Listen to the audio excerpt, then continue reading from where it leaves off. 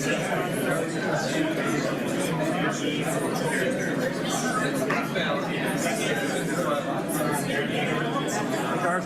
Chad, how are you? Good to see you.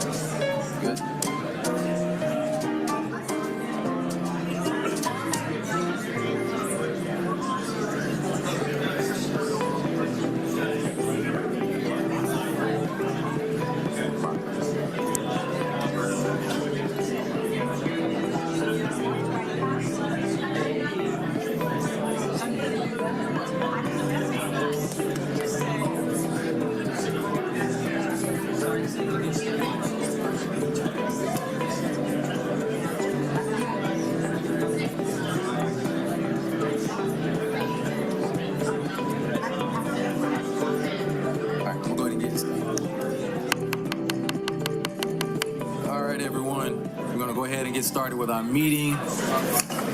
So welcome to the Tuesday, May 13th Community Development Human Services Committee meeting. I am Jason Winston, chair of the committee. I am joined by my colleagues. To my right, we have Councilmember Andrea Boone. To my immediate left, we have Vice Chair Dozier, followed by Councilmember Westmoreland, and then Bakhtiari. This does constitute a quorum, so I will make a motion to adopt the agenda. We have a second by Councilmember Bakhtiari. If you can please open the vote. One moment.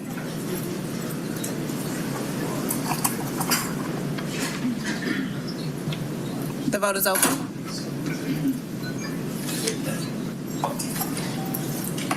The vote is closed. 5 yeas, 0 nays. The agenda is adopted. Thank you, colleagues. I know you've had an opportunity to look at the minutes from our last meeting, so I will make a motion to adopt. Is there a second? Second by Westmoreland. If you can please open the vote. The vote is open.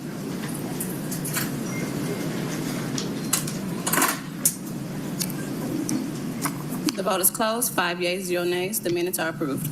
Thank you. So this does take us to the public comment section of our agenda today. just so everyone knows, we are technically over capacity in the room, so we may have to have some folks step out until you hear your name called. We have over 50 people signed up for public comment today. Our goal is to make sure that each and every one of you have an opportunity to speak today that signed up. Each speaker will get 3 minutes. We will not be allowing anyone to donate their time today. So, if you get to your name and you don't want to speak today, just please let us know. We'll call 3 people up at a time so you can get in the queue. Our first person that is signed up today is George Weedman. You'll have 3 minutes. Hello. My name is George Weedman, lifetime resident of Atlanta and longtime resident of the Landmark Condominiums building downtown, which is a key item of the short-term rental ordinance on our agenda for our meeting today.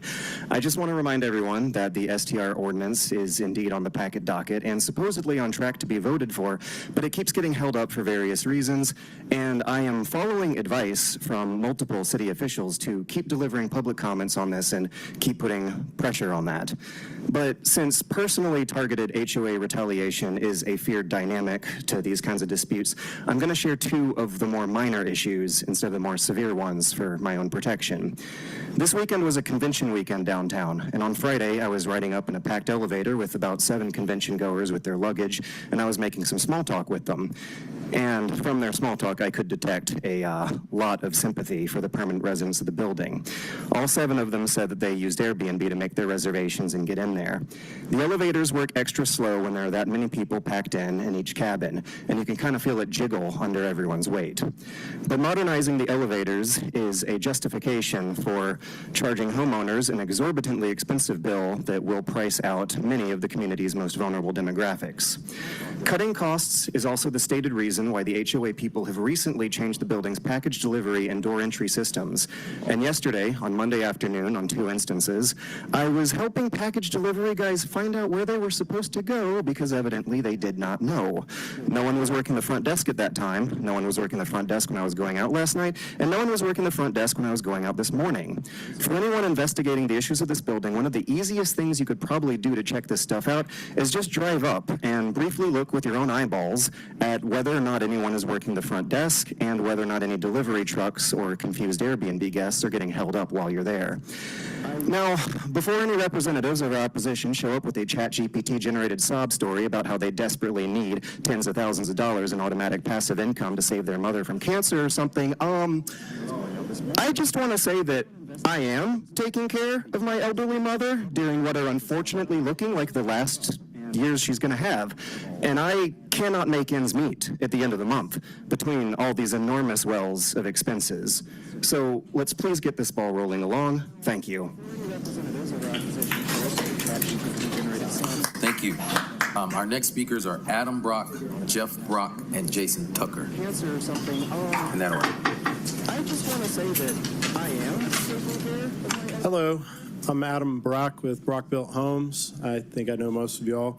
I had a little speech prepared, but I think most of it's useless because I think another draft of the tree protection ordinance was just put out last night or this morning. I haven't had a chance to read it. I heard that preservation standards were removed from it. That was one of my biggest issues with the last draft. I will, though, skip through most of this and just bring up 2 points that I think should be included in any version of the tree protection bill that ultimately goes forward. One would be a limited disturbance determination meeting being pulled to the very front of the process. Don't require a developer or builder to even have an owner's authorization, but be able to sit down with the arborist on day one when they're looking at a piece of property and determine what will be the limits of disturbance for that site before they go file applications. Right now, trees are one of the last things thought about in the permitting process. So I typically have $500,000, $1 million of money already invested in a project by the time we start working with the arborist. The second thing would be the ability to appeal to the city council. In when there's a dispute between the arborist and an applicant or the tree commission. Today, we go through the tree commission. Their ruling is final in the city's eyes. After that, my only recourse is litigation. I think you'd save a lot of money in legal fees. I've taken some legal fees from y'all recently, and I think you'd save a lot not having to go through litigation, but instead, after tree commission, have it come back. It could go through an MPU process. It could go back to the city council and let y'all decide who is right to help avoid some potential litigation. The one thing I will say about the last draft that was posted about 2 weeks ago is in some ways I should actually be encouraging y'all to pass it, because if you do, I think a few things will happen. One, land values will go up. Most of you know I own quite a bit of land, so that would be helpful to me. Land values wouldn't go up because the trees make the value go up. They'll go up because there will be less land that could be developed, making it a more scarce resource, raising my values.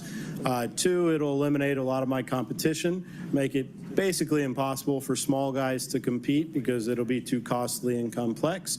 It'll scare off most of the national builders who have taken over a large chunk of the market, bring it back to me, and I'll see my townhomes go from 600 to 900. So in some ways, it would probably be beneficial. Passing the last version of TPO would probably help enrich me, which I would be a fan of. But I do hope that you consider those two things I brought forward, which is limited disturbance being determined at the very beginning of a process and a appeal process through the city council. Thank you. Thank you. Next, we'll have Jeff Brock, Jason Tucker, and then Terry Nye. Good afternoon. My name is Jeff Brock with Brock-Built. I'm here to speak in opposition to this newly proposed tree protection ordinance. I'm a licensed utility manager in the state of Georgia. That means I'm licensed to oversee the installation of underground utilities. Additionally, our company has installed hundreds of thousands of linear feet of underground utilities within the city of Atlanta. In review of this ordinance, as well as my firsthand experience of attempting to negotiate limits to disturbance boundaries with the Arborist Department on previous projects, there's been little to no effort to understand how this infrastructure actually gets installed while attempting to preserve trees. While it's one thing to look at this on paper, it's entirely different to actually install these services. Cherry picking preservation trees or specimen trees or making an ordinance so overly complex that no one can fully understand it is simply wrong. Is the Arborist Department attempting to tell licensed civil engineers, licensed utility contractors, and federal entities like OSHA that we need to redesign or disregard our standards for the sole benefit of a naturally renewable resource? I can tell you that if it's between my guys' safety versus saving a tree, I'm picking my guys every time. I also want to ask you, City Council, what is the city going to think about this new ordinance when it's time to upgrade your own underground infrastructure? This new TPO applies to your other departments as well. Watershed, Public Works, Transportation. It's almost every other week we see another busted water main or sewer backup on the news. This doesn't even begin to contemplate the preventative maintenance and upgrade certain parts of the city are so desperately needing. Especially some of the parts of the city that have old infrastructure coupled with old growth tree canopy where true tree roots have wreaked havoc on these lines. So when the time comes, is the city going to ignore its own tree protection ordinance to repair its infrastructure or neglect its citizens by choosing trees over repairing basic utility services? The voters will remember you chose trees over them during their next boil water advisory. Thank you. Our next speaker is Jason Tucker, followed by Terry Nye and Craig Pendergrass. My name is Jason Tucker with J. Tucker Homes and West Atlanta Business Alliance. I know you just heard two developers before me, and the first one that spoke was basically talking about how much land he owns and this being great for him, and it's crushing the little guy. I'm the little guy. I can't do 15, 20 properties at one time. I own one that we're trying to develop, and this new tree ordinance would make it impossible. As he was saying, the arbor side of it is normally the last part of the process. And if I can get through the entire process and then at the end, I need to redevelop the site or whatever, that would kill me. I was just talking to the city 2 weeks ago about doing affordable housing. This would end affordable housing. It would make all the lots basically unaffordable that we're trying to develop. And that's me. That threw me off. But I'm against this, and I hope you adopt it. You're not against. You're against this as well. Process. If I can get through the Thank you. entire process. And apologize, I guess we're getting some feedback, but we'll keep going. That would kill me. Terry? Talking to the city 2 weeks ago. Hello, everyone. My name is Terry Nye. I am a registered landscape architect for the National Park Service, who until very recently was working on disaster recovery projects in communities across the Southeast. It is time for us to rethink and change not just the Atlanta Tree Protection Ordinance, but the very way that we develop our city. Terry? We cannot continue the practices which demand clear cutting, perpetrate unchecked soil erosion, and reward development on forested land. Atlanta fully understands the impact of our changing climate, of increasing costs and health risks, of temperature extremes, and the increasingly frequent severe weather events that lead to flooding one month and depletion of our water table and drought the next. Practices set in 2001 are obsolete. Clinging to them is foolhardy. I encourage you to adopt this revised tree protection ordinance with greater protection for trees, not just those on private property. I encourage you to increase rewards for creative retrofitting of disused and often historically significant buildings within Atlanta and favor brownfield development. These things will not only protect our existing tree canopy, but move Atlanta's development practices into the 21st century. Thank you. Thank you. Our next speaker is Craig Pendergrass, followed by Henry Jordan, Bill Anthony.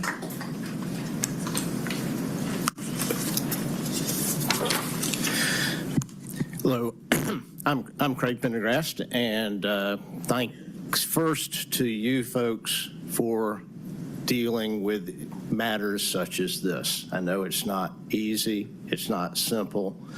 The details matter, and balance matters. I'm a real estate lawyer and environmental lawyer by trade. All throughout my career, I've worked at business law firms, and much of my client base has been developers, engineers, manufacturers. I have, as in lawyerly fashion, I have read the entire draft ordinance as it was issued on May 1. I just heard someone say it may have been changed to some degree as a draft. But I've read it, and I have followed the process that has led to where we are now, and it's been a years-long process. There's been a lot of give and take, a lot of changes, revisions, and I want to thank, in particular, Chet Tisdale, who is another former business lawyer, real estate, environmental focus like me, who has helped coordinate the process in many ways.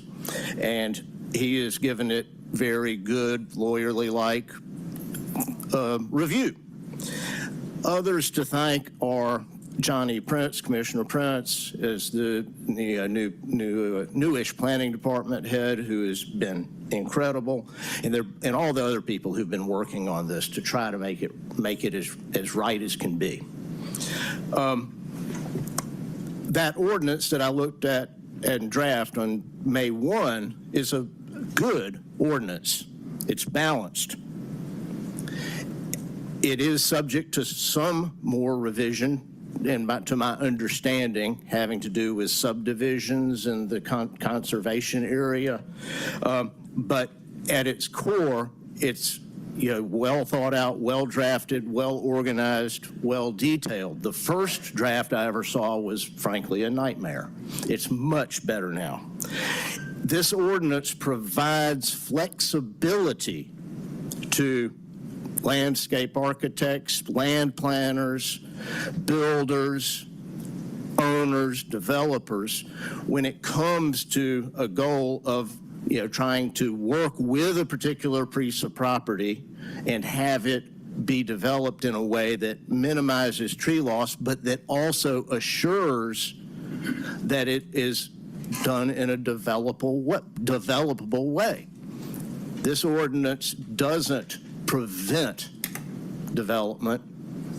It instead sets good standards to help guide the planning department in its review and to help guide the regulated community in their planning. It's really good. It has strong affordable housing Thank you. Sorry, time has protections. expired. Okay, 70 to 100% discount from tree recompense fees under this draft of the ordinance for affordable housing projects. Thank you.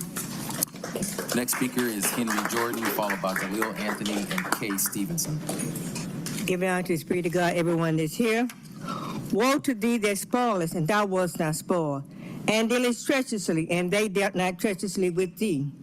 When thou shalt cease to spoil, thou shalt be spoiled. And when thou shalt make an end to deal treacherously, they shall deal treacherously with thee. Isaiah 33, chapter 1st verse. Thee that spoilest and was not spoiled is a reference to the Antichrist and his kingdom. The time of trouble refers to the tribulation period. I made a wrong choice for choosing James Griff, and the Lord did say James is against his word. For rulers are not a terror to good works, but to the evil. Will thou then not be afraid of the power, do that which is good, and thou shalt have praise of the same. Romans 13, chapter 3rd verse. The minister of God to thee for good. The purpose of human government is uphold the good and punish the evil. Jesus gave me the gift for this way, and your ways are not better than Christ's ways. And I will bless them that bless thee, and I will curse him that curseth thee, and in thee shall all families of the earth be blessed. Genesis 12, chapter 3rd verse.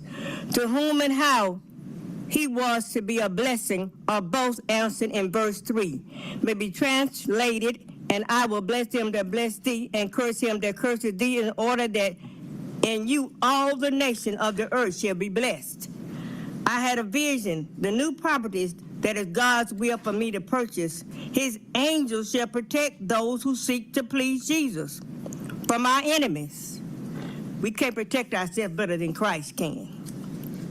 Moreover, if thy brother shall trespass against thee, go and tell him his fault, between thee and him alone. If he shall hear thee, thou hast gained thy brother. Matthew 18, chapter 15th verse. Tell him his fault means to be honestly express the point of offense. This should not be done in vindictive anger, but it must be done in straightforward honesty. Jesus' vengeance is better than mine.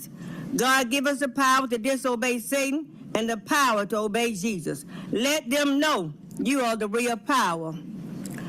I was at Atlanta Area Tech, and Microsoft offered me a deal to take over my gift. When Christ created the gift for his purpose, not for man's purpose, fleshly deeds that destroy other people. Thank you. Next speaker, Dalil Anthony, Kay Stevenson, and Chris Rubish. Hi, my name is Dalil Anthony, and as you guys probably already know, I'm the co-founder of the Tree Next Door. Plus, I'm also the tree chair for the Buckhead Council of Neighborhoods. I had the opportunity to give a talk to them last Thursday night in which I presented the May 1st draft. And I said this was the draft that I expected to be voted on at this meeting and at next Monday's council meeting. So it's time for them to get, informed about what's about about to happen. At any rate, we went over the priority tree preservation standard on single-family lots. We went over the commercial preservation standards, which they were very happy to see because originally there were no standards on the commercial lots. Then I moved on to what we had said were our 5 major gaps that we saw in the ordinance. 3 of them did get closed in the May 1st draft. 2 of them did not. We still have an excessive number of salaries coming out of the Tree Trust Fund. Although Commissioner Prince said that there were 12.5 salaries, you look at the ordinance, there's actually 14.5 salaries. That's far too many salaries. We need to cap that to 20% of the annual recompense revenue. The other thing I spoke with them about was this affordable housing discount. I don't understand why the development community is saying that Habitat's not going to be able to afford to build houses anymore with the higher recompense fees when, no matter how you slice that ordinance, groups like Habitat get 100% discount on recompense, meaning they don't have to replant, they don't have to pay recompense for the trees that they remove. Who's not getting all the discounts are those who are building unaffordable housing. But one group that is getting some unearned discounts are those that are building complexes which have part of the complex as affordable and the other part as not affordable. A great example is this project at Amsterdam Walk, which is expected to be 220 affordable units, 880 non-affordable units. That project, if those units are priced at 80% AMI for affordability, that project, the whole project will get 90% discount.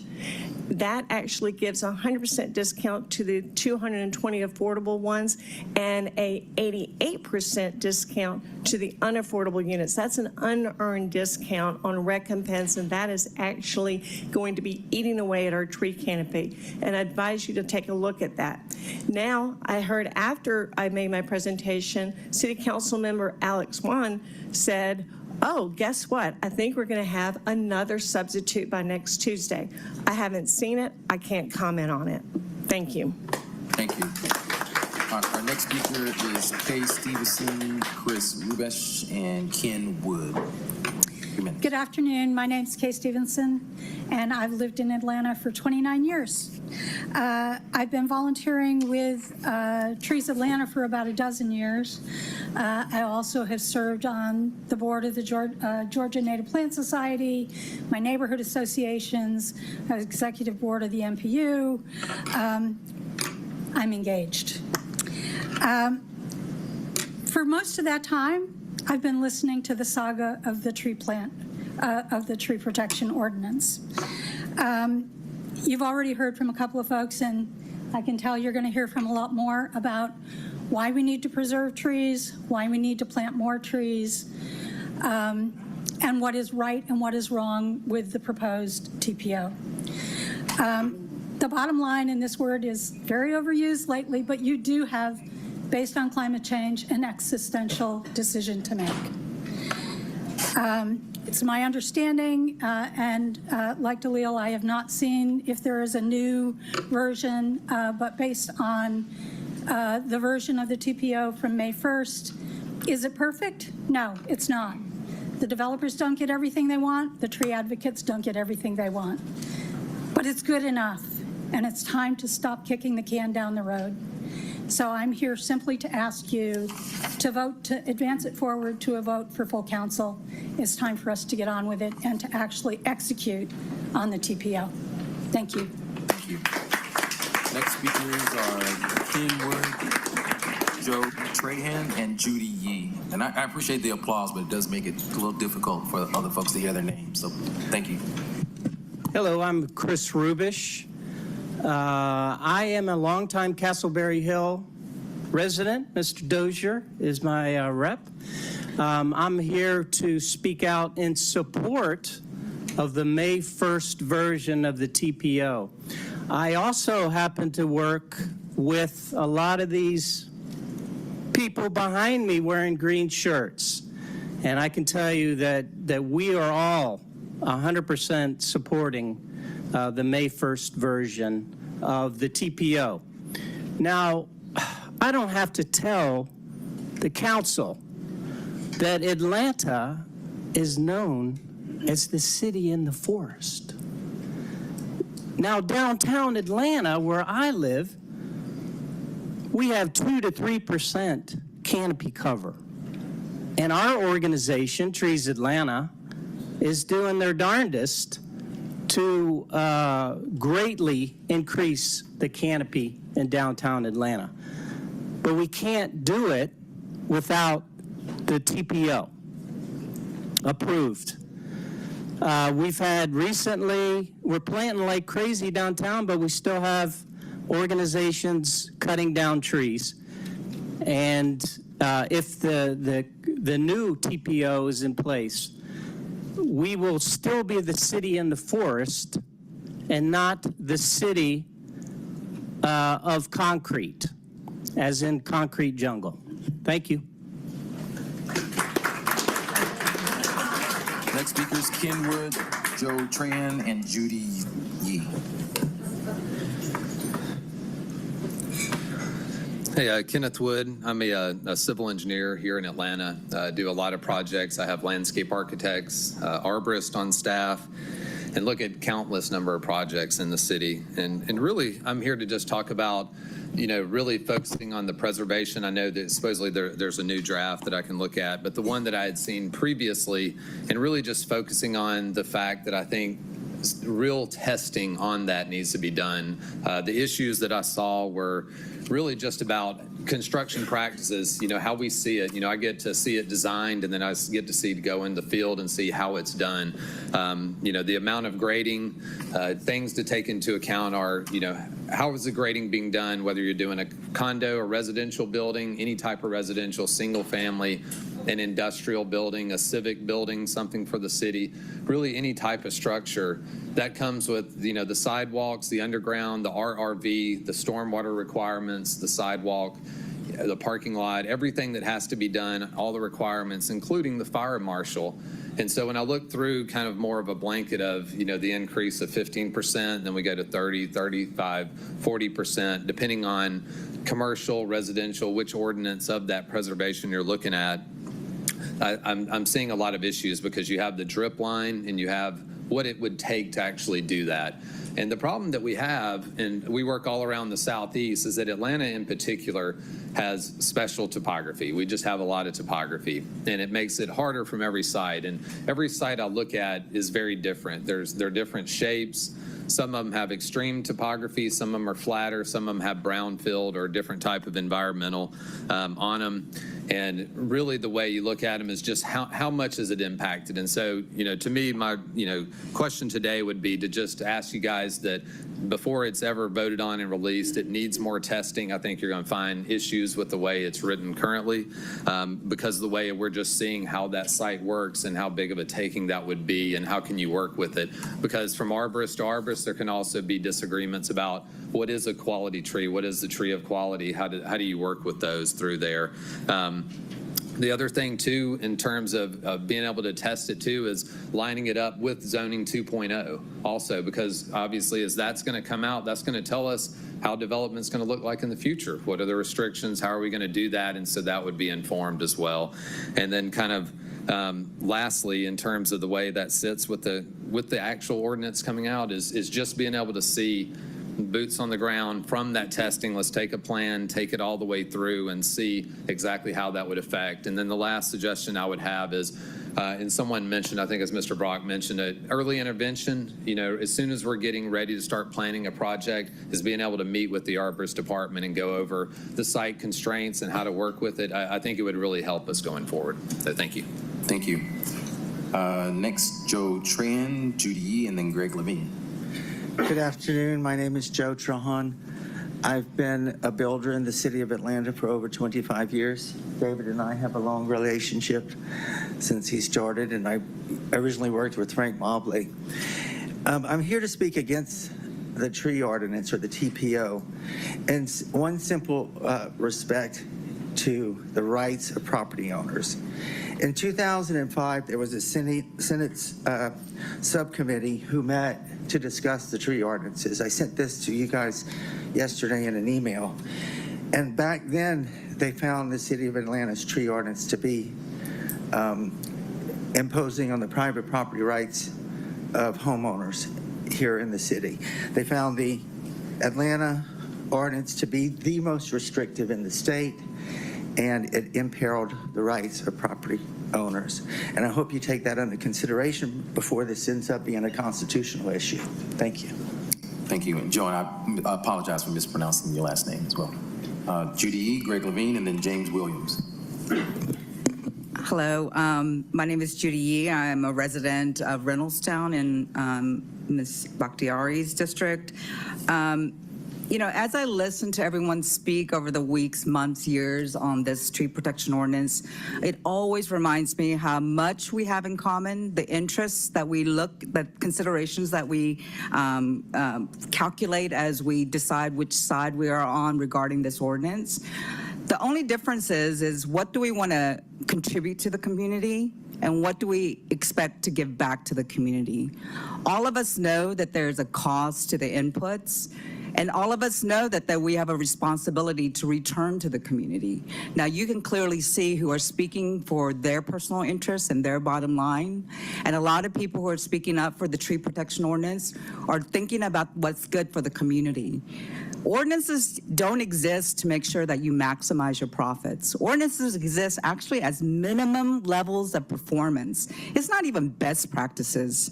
Industries don't look at codes to say this is the best the industry can deliver. They look to the codes to say this is the bottom line that we have to meet in order to get a certificate.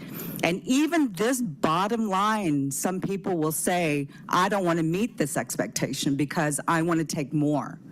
So at the end of the day, when we speak for the trees, we're speaking for the people of the community. We're looking out for the benefit of the common good, not just for a particular interest or another. So there's a lot of strong talk lately about trees versus affordable housing. It is not a one versus the other. I don't know a community that can succeed without both. We need both affordable housing and trees, and we believe that it is possible to be able to come up with creative construction methods to do that. Density is one of them. Narrower streets might be another one of them. It might be that you don't cover with as many parking spaces. There's so many different ways to solve this rather than looking for the easiest way out. And unfortunately, up to today, the easiest and cheapest way out has been to remove trees. There's something wrong in the calculation when someone says it's cheaper for me to take down a pristine forest than to rehabilitate a distressed existed built environment. And developers will always choose the forest because it is easier and cheaper. They will not do the hard work of rehabilitating a blighted site. They will say again in that instance is too expensive. What's really too expensive? Taking down a natural resource that serves the health benefits to a community, or just looking at the bottom line of a particular industry. We do need more housing, but we need to do it in the right way. You know, when we look at land, we shouldn't be evaluating best and what does they call it, best and highest use. And they're always saying that that is money, profit, but sometimes the best and highest use is for the health and benefit of the humans living within that community. Thank you. The next speaker is Greg Levine, followed by James Williams and Alex Beasley. Greg. Hi, everybody. Hey, I just want to thank you again for listening to us yet again, and I know that many of you are tired of hearing from me. I'm sure a lot of people behind me are tired of hearing from me too. I do agree with Mr. Brock. We should vote this thing through. So we have one of the biggest developers in the city saying we should vote it through. I think we should all take his advice and vote it through. With that said, I think there are some things. The planning department has made some good changes, and maybe they need some more vetting. I think by then, in a month, we can finish that vetting and stop kicking the can, because it always can be tested. The ordinance is going to have surprises. Every ordinance does. We have actually, and I understand we're not going to implement this thing until January. we can be testing it all the way through if we want. There's plenty of time to test this, but still vote it through. So then, the June, let's get an ordinance that we can vote on and move forward, and development community can test it further. The tree advocates can test it. The city can test it. We've got many months to do so. So I would hope that we can get this moving forward. The can kicking analogy is a good one. The can has been kicked it's flat at this point. It's time to get out of that, recycle that analogy and move forward and actually serve dinner and, step up to the plate and have a tree ordinance. Dump that can out, see how it goes. If some changes need to be made, before we even get to January, I think the city can figure out a way to make the small changes. And the development community and the tree organizations, if they see a new version, I promise you, we will let you know any challenges that are with it. And then the city department, planning department can make the judgment on what should be in this ordinance. But it's time to vote this thing through. So I ask that you do it. Thank you. Thank you. Next, James Williams, Alex Beasley, and Andrew Dowdy. Good afternoon, Council. This is your first time hearing from me, my first time being here. Welcome. Thank you. Ooh, no, not taking that call. Okay. And just before I want to get started, I plant lots of trees in my day job, and I actually am good friends with Dan Lamb at Arbor Day, who invited me to give a presentation for their organization. And trees are important. Trees matter, and I hold no ill will against anyone planting or trying to improve tree health in the city. However, I live in Lakewood. My neighborhood has a tree equity score of 100 out of 100, a metric created by American Forests, another good friend of mine, Jad Daly, to measure canopy coverage. Lakewood is also one of the poorest communities with no accessible food. Only a handful of people actually use that community garden off of Browns Mill Road. You're more likely to see them go to the corner store. So that's not working.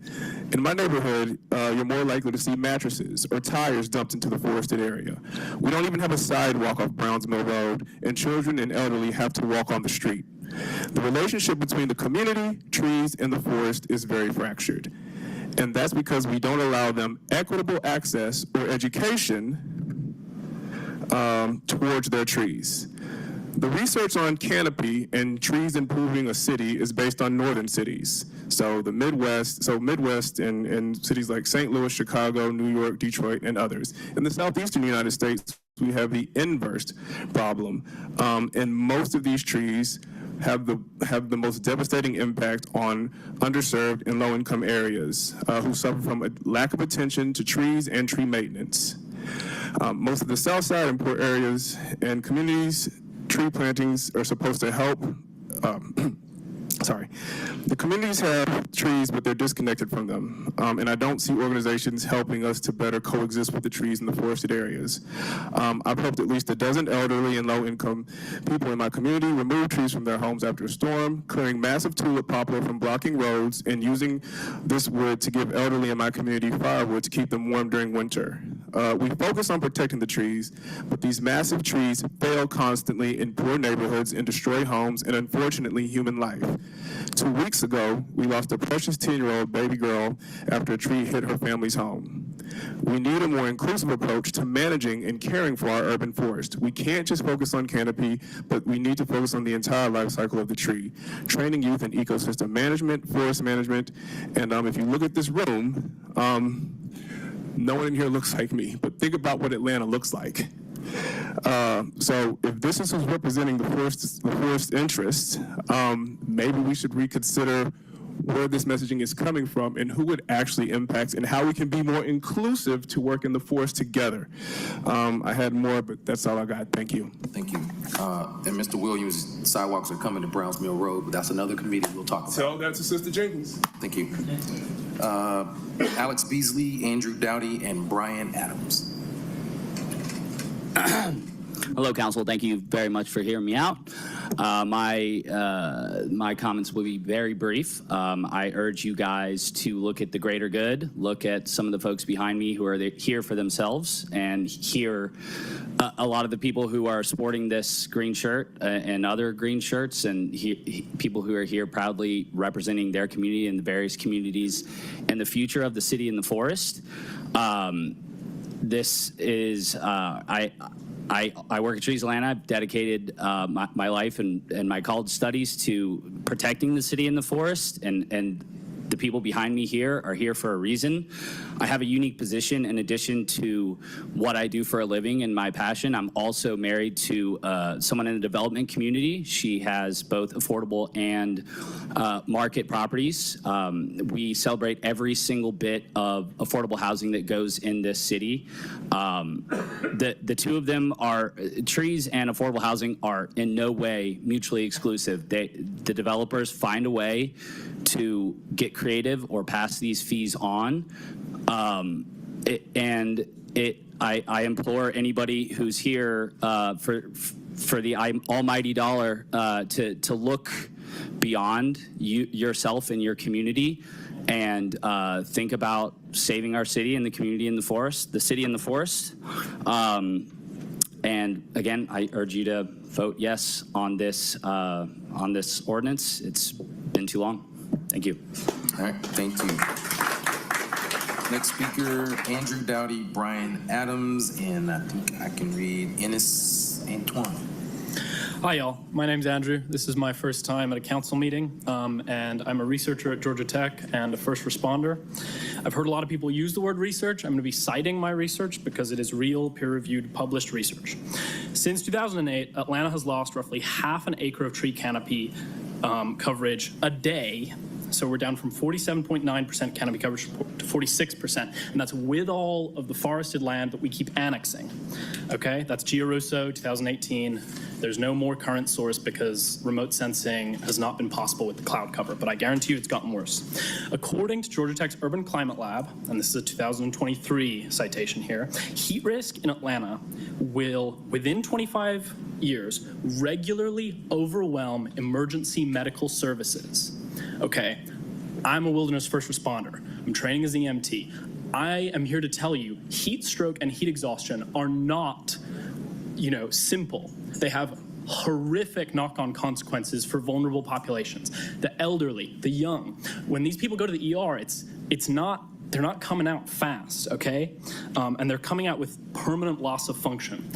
Stone 2024. Okay, so whether we're talking energy burden or natural disaster, your AC unit will break at some point during the summer within the next 25 years. And this research from the Urban Climate Lab is saying if your neighborhood has less than 40% canopy, a bunch of y'all are going to the hospital. Except there's not very many EMTs in Atlanta. I don't know if you noticed, you call Grady. They don't send someone in a hurry, especially if you say, oh, basic symptoms of heat exhaustion. They're going to wait until he's got heat stroke, and then your transport time is long, okay? So those neighborhoods below 40%, the ones that we're trying so hard to plant in with this tree trust fund, these people are going to die. It already happens. This is peer-reviewed research, okay? By 2050, we need a 55% canopy in the city, or it's not going to be safe in the summer. I don't know about you. I can't just go to a different state every summer, okay? So as a volunteer first responder, and as a researcher, as someone who plants trees every weekend, I'm telling you, pass this TPO. We need to reduce the loss of canopy. We need to plant more trees. I'm not expecting everyone in here in their fancy suits to get their hands dirty putting a tree in the ground. Just pay a little recompense fee for the massive tree you've cut down, and people like me will go and we will put it in the ground. And when someone has heat exhaustion or heat stroke, we will save their life. We're not expecting the developers to do very much here. Just pay a small recompense fee and we will do the rest. That's all I have to say. Thank you. Next speaker is Brian Adams, Enos Antoine, and Frankie Elliott. Brian, pass.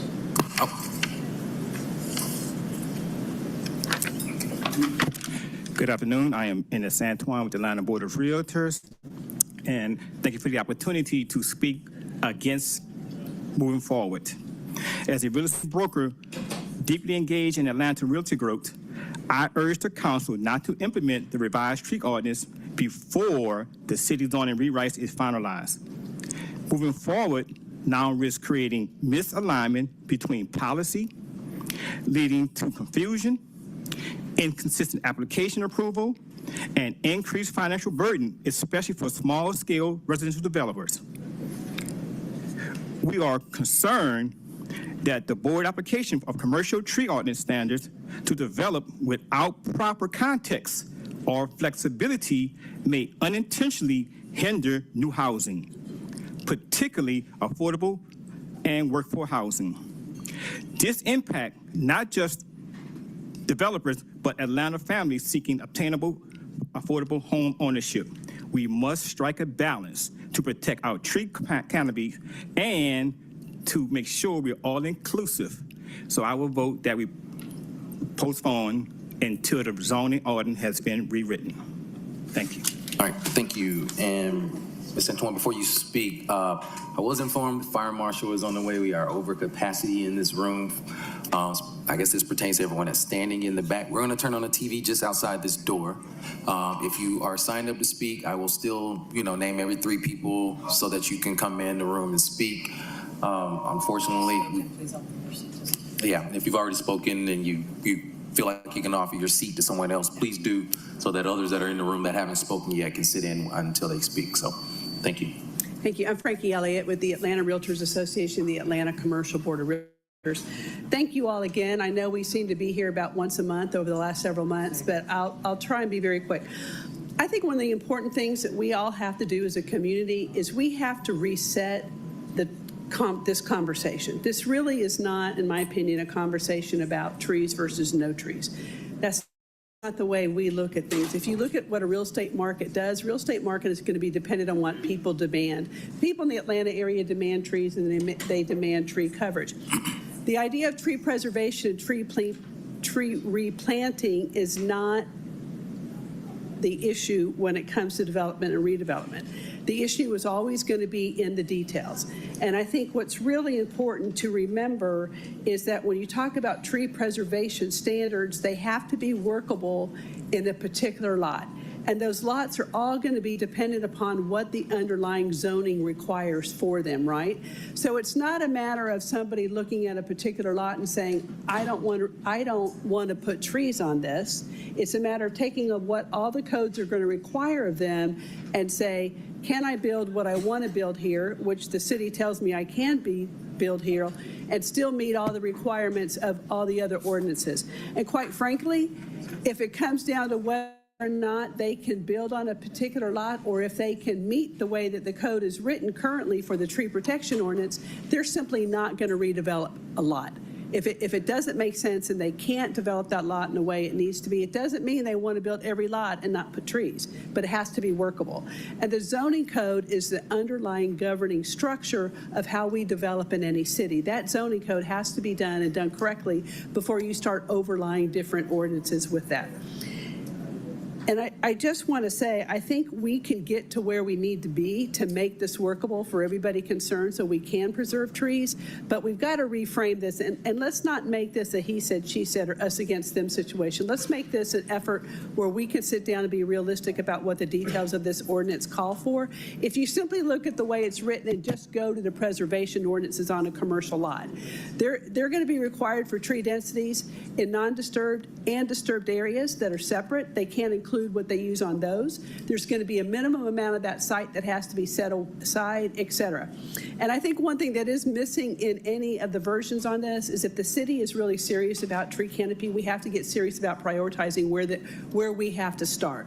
We have parts of this city that simply don't have trees for blocks and blocks and blocks. And we have to start prioritizing where we want to start putting that recompense funds and that money that's in the trust fund, and where we need to start planting trees right now while we're still looking at doing this on a holistic manner. Thank you so much. I'd be happy to work with anybody who wants to get this done. Thank you. All right, thank you. We've been joined by Councilmember Michael Julian Bond. Our next speakers are Nathan Hodges, Mike Vinciqueta, and Laura Dobson.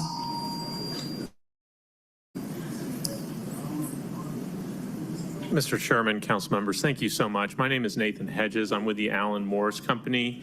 You will know us as the company that has developed the Star Metals projects in West Midtown. We are primarily a central urban district developer of high-density, high-quality urban planning. We believe in green roofs. We overplant trees. We usually exceed our TPO requirements. But I do want to speak specifically to the tree preservation standards in the May 1st draft, or the preservation area standards. And I want to give you a very specific example. This is a rendering of Star Metals District phases 4, 5, and 6. These are the phases that have not been constructed. This is a fully entitled project. The site is 3.3 acres. So under the May 1st draft, a 35% preservation of the site would be required, which is roughly about an acre. We're already required to have open space of 15% under the current ordinance, so it's really an additional 20% of the site that's being impaired. And I use the word impaired because we can't build on that. We can't dig a hole. We can't do anything in that area under the current draft of the standard. So the way these projects work and the way our greenery works on this particular project is we have at great expense buried the parking to create a large plaza area. We've committed in our entitlement to far exceed to more than double the open area required and provide public park space that's beautifully planted with trees. However, under the current ordinance, we couldn't do that. There'd be a taking of effectively 2/3 of an acre, a condemnation, if you will, of 2/3 of an acre of this site, which is a land value of about $10 million at its current land basis. And the city would lose quality development. The alternative would be to, instead of building 3 buildings with lots of open green space, we would be forced to build 2 very large buildings and have very large parking garages, and truthfully probably could not, under the ordinance, under the zoning ordinance that exists today, build the density required to make this project justified. So really what I'm asking you all to consider is simply not approving the May 1st draft based on the preservation requirements, and because that would be effectively a de facto condemnation and taking of private land. Thank you. Thank you. Next, we have Mike Vinciquerra, Laura Dobson, and Jim Foley. Thank you. Good afternoon, everyone. I'm Mike Vinciquerra. I'm a 20-year resident of Lake Claire. In that 20 years, of course, this tree ordinance has not been updated in any substantial way. So I'm here to support the passing of the tree ordinance. We're at a point now where you guys have debated this many, many times. You've heard from many folks. This tree ordinance is not perfect in any way. The fact that you have so many people on different sides of it tells you that you probably found a pretty good compromise in the middle. If nobody's thrilled with it, it must mean that you've probably found some middle ground that fits for most people in this room and will benefit the city. The big thing for me, so I have a finance background, and the fact that the tree recompense fees have not gone up in the 20-year period since I've been a resident is quite shocking, because real estate values have certainly jumped up. My property taxes have certainly gone up. The fee that people have to pay to take trees out for development or just in their own private property have not moved. It makes no sense. And so if I'm a developer and I can sell a $900,000 home and the tree cost to take that out is still stuck at $1,000 where it was in 2002, it's a no-brainer. The decision is to make more money. I'm going to go ahead and take that tree out and pay the fee. The fees need to be adjusted. It's written so in the current ordinance as of May 1st. And so I think that's a very important component of this, is that we reset those tree values and start putting money back into the recompense fund that can be put into either purchasing property or replanting trees. And Mr. Williams, who spoke earlier about Lakewood, mentioned that there are a lot of low-income homeowners who have trees that are not in great shape in their yard, mature trees that they cannot afford to prune. One of the things that the recompense fees could be used for is putting money into pruning some of those trees for low-income households to make them safer, to make those trees last, and to allow them to continue to provide the benefits that they've been providing for 40, 50, 60 years. So the bottom line is, I think you guys have a good compromise here. Let's not get lost in every nitty-gritty detail and try to make this perfect. We're never going to have a perfect ordinance. Let's please pass this and move on so that we can all benefit. Thanks very much. Thank you. Laura Dobson, Jim Foley, and Daniel Solberg. Hello, my name is Laura Dobson. I'm a 30-year-plus resident of the neighborhood Peachtree Hills. I came to support the May 1st version of the tree ordinance.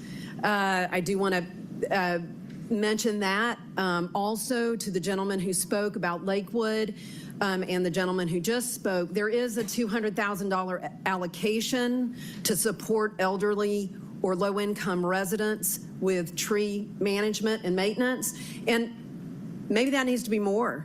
I think that's a great program. I think it's an important program, and I think that actually more trees would be preserved if these residents had access to assistance. So I greatly support that initiative. The other thing I wanted to mention before I talk about why I'm here, another reason why I'm here, is I've advocated for better development, not no development, better development in Peachtree Hills for at least 10 years. And what started that was the removal of 10% of our entire neighborhood's canopy. With the development of Isaacson Living, Peachtree Hills Place, a very high-end retirement center, Ashton Woods, and Coulter Urban. In every case of those cases, each of those developers illustrated and leveraged our tree canopy in all of their marketing materials. They used beautiful renderings showing all of the beautiful trees and then cut them all down. So honestly, I think if developers are not going to support preservation of our asset that they monetize, they shouldn't be allowed to use it in marketing materials and advertising materials. The other thing, and the most important reason that I'm here, is I have encountered an extremely frustrating situation in Peachtree Hills Park with the Department of Parks and Rec and the labeling and tree surveying of 35 to 45 canopy trees in Peachtree Hills Park. 4 months of open records request to parks, to watershed, to procurement, to accounting have not resulted in any disclosure as to why those trees are marked, who was paid for them, how much was paid, and will they be coming down? I ask for your support in trying to get an answer to that. Thank you very much. Thank you. Next, we have Jim Foley, Daniel Solberg, and Catherine Kolb. Jim Foley.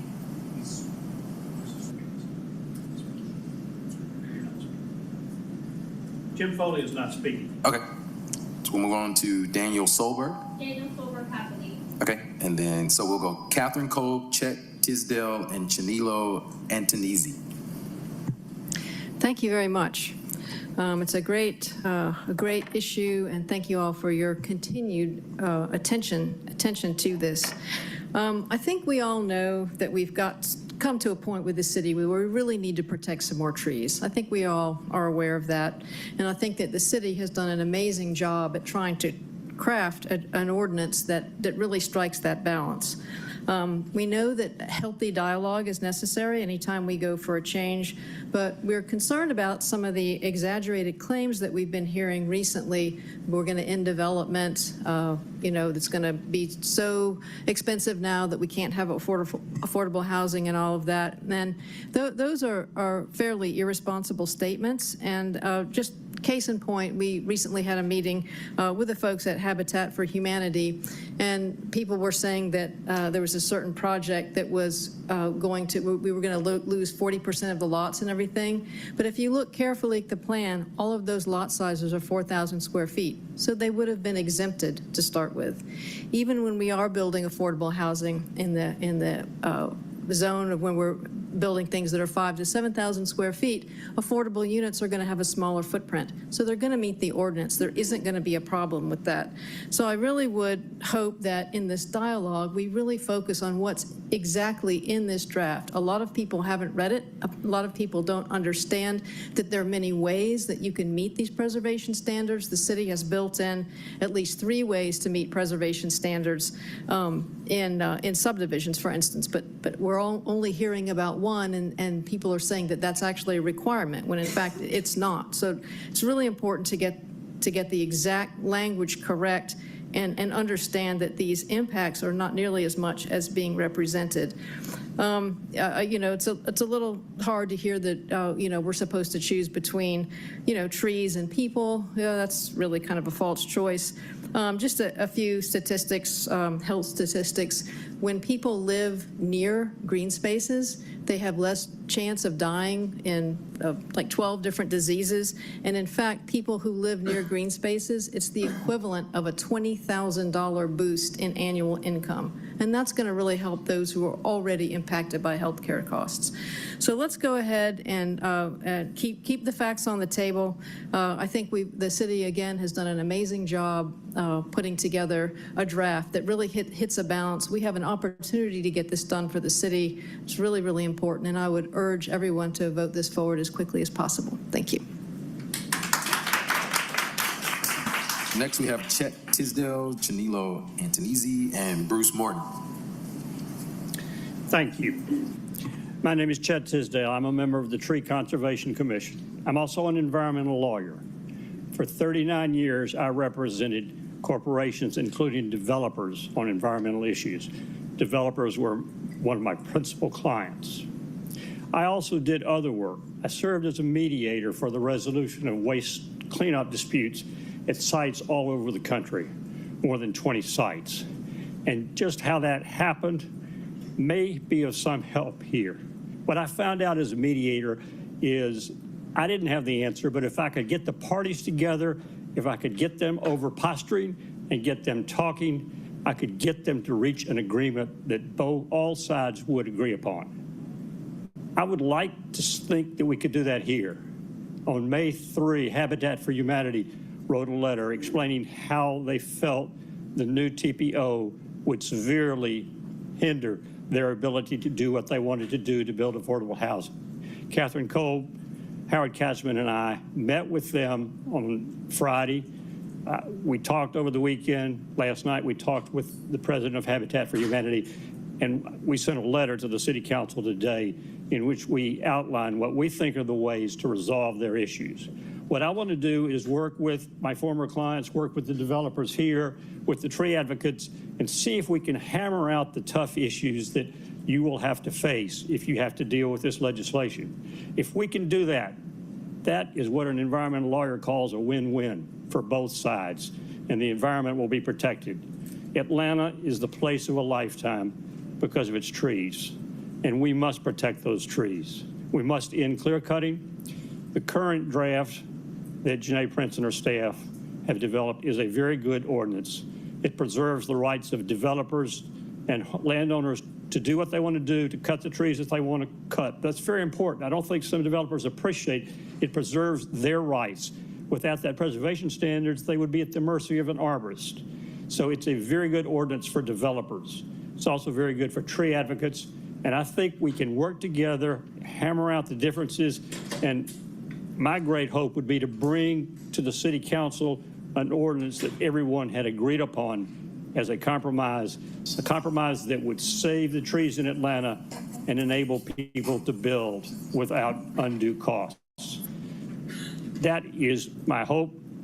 As I said, we spent several days working with Habitat for Humanity. Last week, I met with Michael Paris of the Council for Quality Growth, and Carson Brown, Frankie Elliott, Jim Cheeks, Kevin Norton, just to get more information from them, from the developers and the Council for Quality Growth, so that we could figure this out or begin the process. That's our goal, and we hope we can do that with you. Thank you. Thank you. The next speaker, Chanilo Antonizzi, Bruce Morton, and Michael Paris.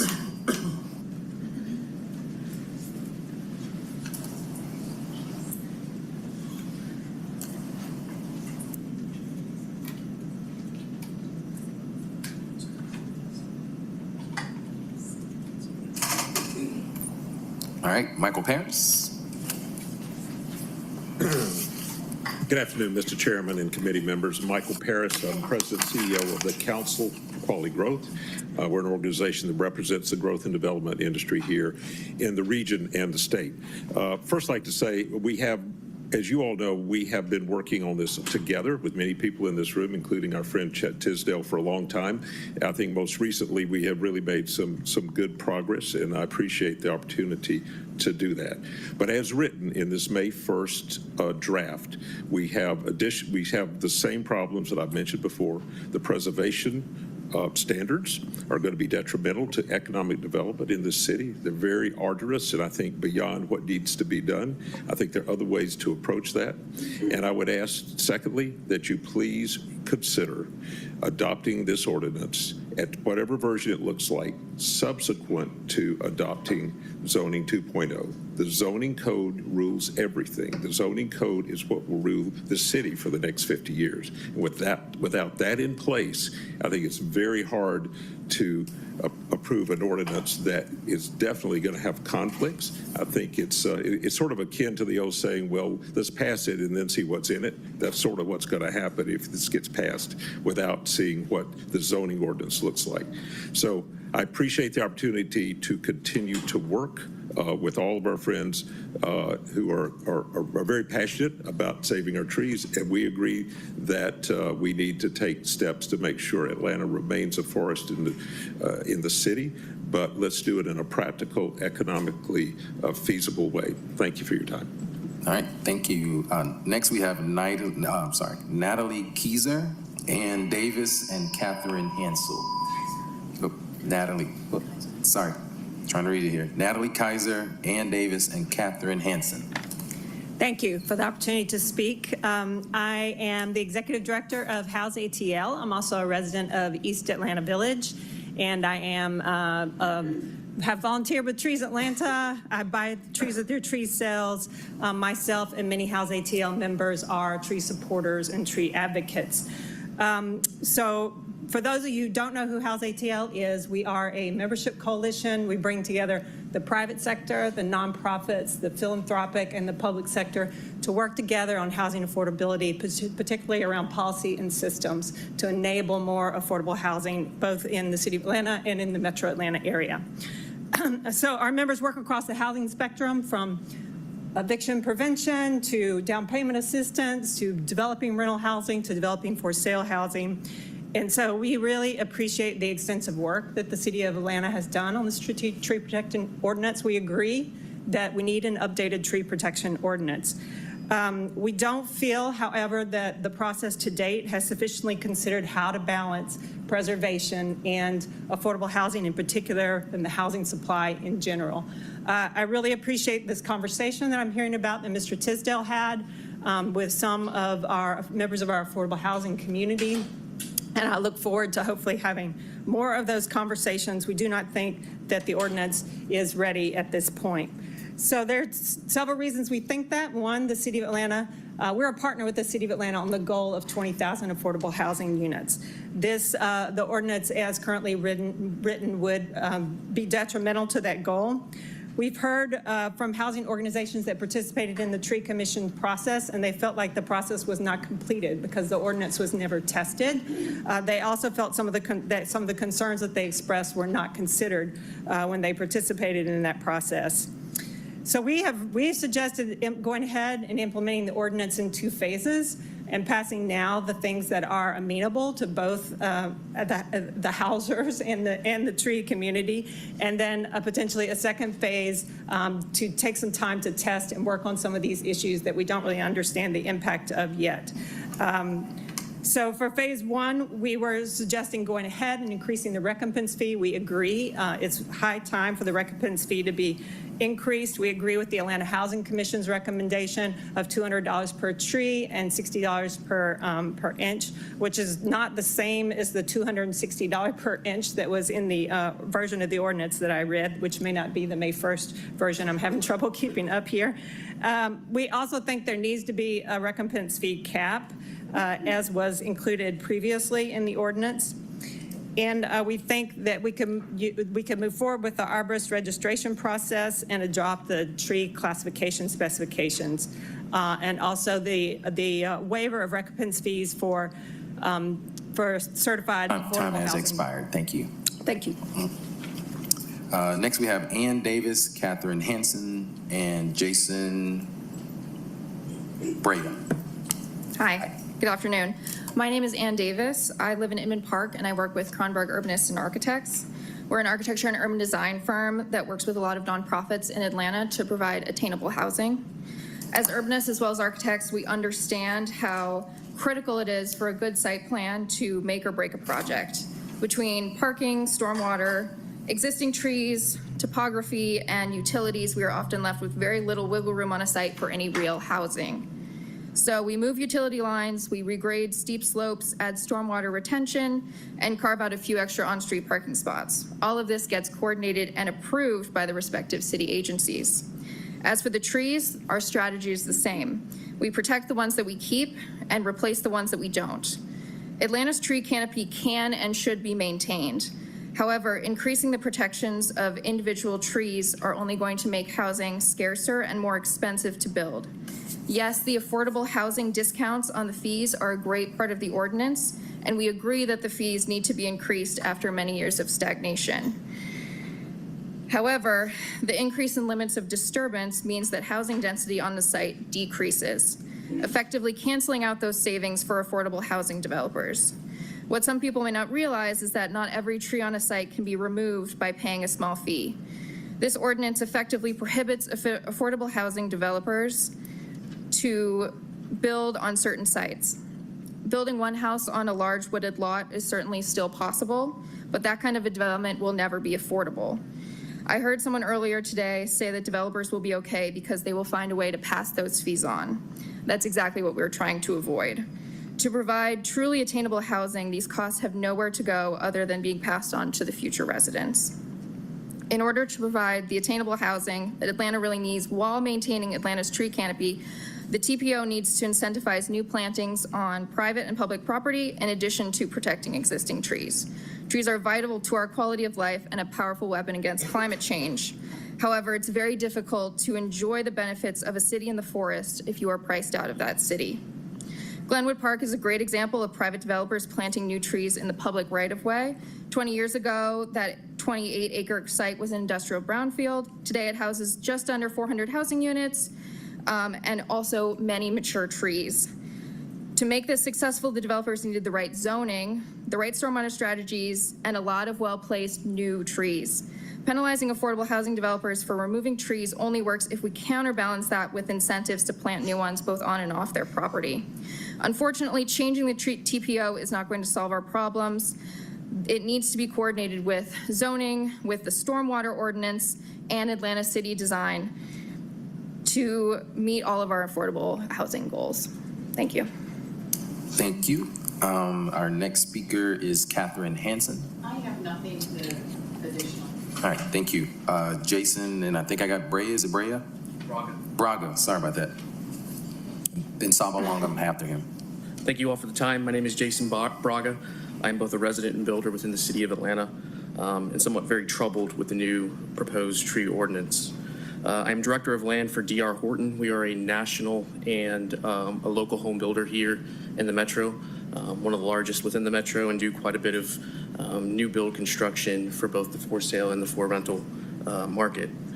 Under the proposed TPO, recompense fees will increase significantly, and the total number of homes allowed to be constructed will decrease significantly on many homes and many lands that we are looking at. For example, we recently broke ground on a site off of Fairburn and Benjamin E. Mays Road in West Atlanta, NPUH. The site is 18 acres. 8 acres of that was undisturbed to account for streams and buffers. On the 10 acres that we did, where we were able to develop on, we were able to get 114 homes and are anticipating building homes and selling homes in the high 200s. Under the existing TPO, our total recompense was just over $100,000. And under the new proposed TPO ordinance, our recompense fee would be close to $3 million or $25,000 per home. How do we provide attainable housing to nurses, firefighters, and teachers when we now have to pass on or even stop having to build homes because the fees are too high? I urge you all to pause and reconsider key provisions in the ordinance that may severely hinder the city's ability to address housing affordability. As a member of the Greater Atlanta Home Builders Association, we just respectfully urge you just to slow down. We'd love to be part of the conversation more and more. But we thank you for your time and everything you are doing as public. Thank you. All right, thank you. Next speakers, Saba Longman, Kelly Draper, and Jim Blackstone. Hi, all. My name is Saba Logman. I'm a resident of Cabbagetown. For the past decade, I focused on building homes for people like myself, young professionals and couples trying to put down roots in Atlanta. From East Atlanta to Buckhead, my team and I have delivered for-sale housing and home ownership opportunities that are walkable, thoughtfully designed, and attainable, particularly those priced out of traditional single-family homes. The May 1st ordinance draft is fundamentally flawed. It's restrictive and economically unworkable. For the first time in 50 years, Atlanta's population is growing, yet this ordinance would actively discourage new housing and economic growth during a housing shortage. We are not against trees, but the current ordinance does not offer any meaningful incentives to replant or expand the canopy. It only penalizes growth. Let me be specific. I've run case studies on multiple projects across the city. It would make 2 to 4 story housing projects economically impossible. An example in Councilmember Lewis's district would lose 45 new homes out of 118. Another example in Councilmember Hillis's district would lose 40% of the new homes on a single project along Huff Road. This ordinance pits housing against trees. It penalizes development without offering any viable path to restoration and canopy expansion. It drives up prices, kills projects, and halts the type of projects in Atlanta that we all want: walkable and livable mixed-use places, grocery stores, retails, and banks. This is not about dollars, it's about housing, and I'm sounding the alarm today. If passed as written, this ordinance will shut down market rate housing creation across the entire city. The May 1st draft needs to be a smarter approach, one that aligns canopy goals with housing and growth goals. We want to create a win-win. Thank you. Thank you. Our next speaker, Kelly Draper, followed by Jim Blackstone and Andrew Garvey. You said Kelly next? Yes. Great. Okay. Thank you.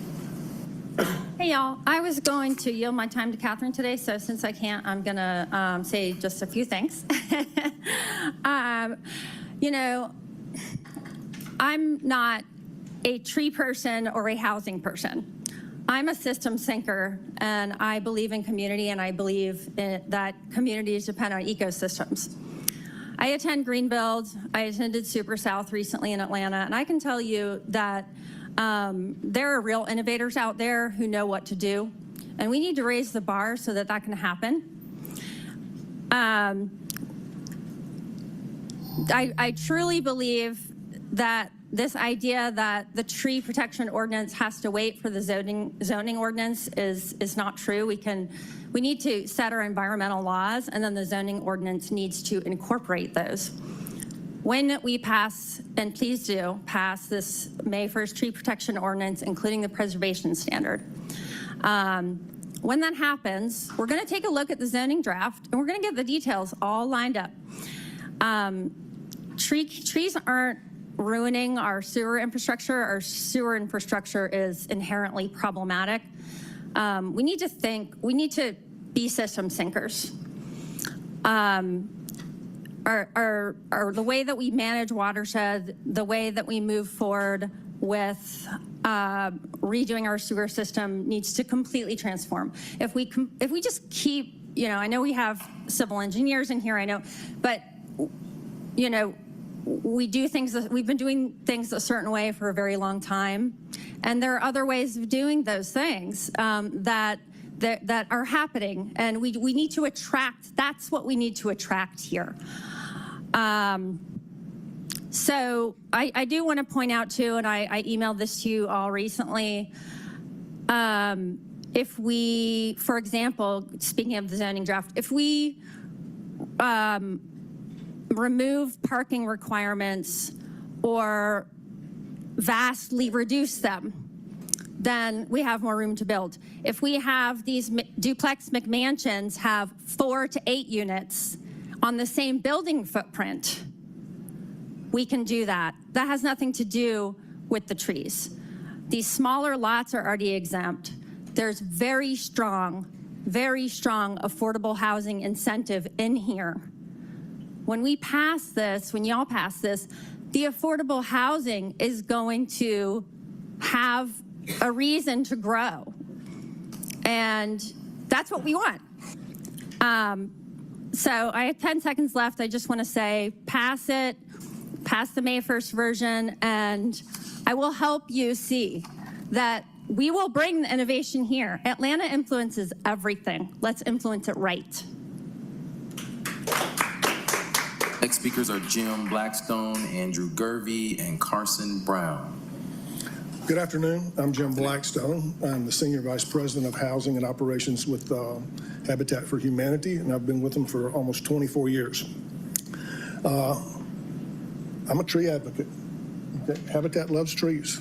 I work with David, my team does, on a daily basis trying to save trees. We've never clear-cut a piece of property.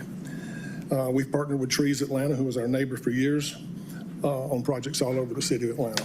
We believe in the tree ordinance, and we believe something needs to happen. However, as presently constituted, it's impossible. I'll stand behind the letter that Ross sent to everyone. Nothing has changed our position. Developing land's complex. There's a lot of things you've got to take into account. Watershed management, all the civil engineering that's involved, the economic impact to the community, whether you have access to MARTA or public transportation, all these things weigh in on your decision of where this is a viable project.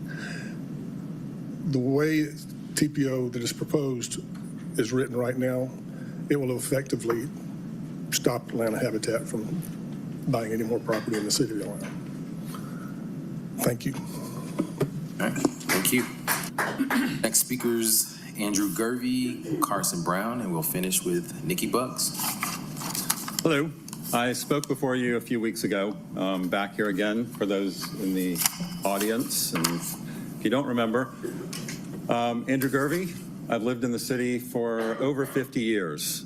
I own property, I'm a business owner, my kids have been born here, they live here, I own property, I pay taxes. I'm also a real estate attorney, and I also serve for Atlanta Habitat as their director of real estate and their legal counsel. And we are Atlanta's and the region's largest affordable housing builder, and we're in the top of those entities that plant trees. Certainly not as many as Trees Atlanta does, one of our former neighbors, but we're up there. And I do want to remind the council, and for those that haven't heard, Atlanta Habitat over the last 6 years or so has transferred over 60 acres of forested land to the city of Atlanta to be tree preserves. 21 acres at Utoy Creek, 34 acres that just got a sign over at Mount Zion, 15 acres of forest land on South River. And oddly enough, I got another 10 acres that's in the city. I'm still trying to find somebody at the city to talk to about preserving that. But I'm going to say something that my peers may not like, and that is that a tree ordinance is absolutely necessary for the city. But this version that's being rammed through is being done with blinders and unrealistic expectations. It is an abomination. Proponents ask for passing this version fast and coming back later to fix the problems. That's not just irrational, it's irresponsible. Their hope is that some middle ground is reached by trading free space and space for trees for housing density. But there is absolutely no legal link that exists between tree preservation and zoning. The zoning rewrite has been in the process for 2+ years with no guaranteed time of when it's going to be finished or finalized. Proponents talk about compromise, but they have none. Their density solution just does not exist. Now, you've heard lies about Habitat either being unaffected by the TPO or even benefit from it. That's untrue. You're told developers can pass the costs on to somebody else, but we have no one to pass it on to. We already subsidize our housing by $50,000 to $100,000 per house. This TPO, if passed, essentially is going to push and halt all of our development out of the city until something can be fixed. And frankly, I don't think the city has time for that. We're wanting to work on a compromise. We're wanting to work with people to figure out some middle ground, but that has to involve affordable housing and tree preservation. Thank you. Next speaker, Carson Brown. And then our last speaker for today will be Nikki Buggs. Good afternoon, council members. My name is Carson Brown. I'm with the Council for Quality Growth. I'm a certified urban planner, and I'm also a resident of West Midtown. I come before you today to raise several concerns we have with the tree protection ordinance, but more importantly, there are several portions of this ordinance that I believe should be adopted immediately, and that includes the registration of arborists and other tree professionals and the increased recompense fees of $200 per tree and $60 per inch with the inclusion of maximum recompense. That maximum recompense component is actually very important.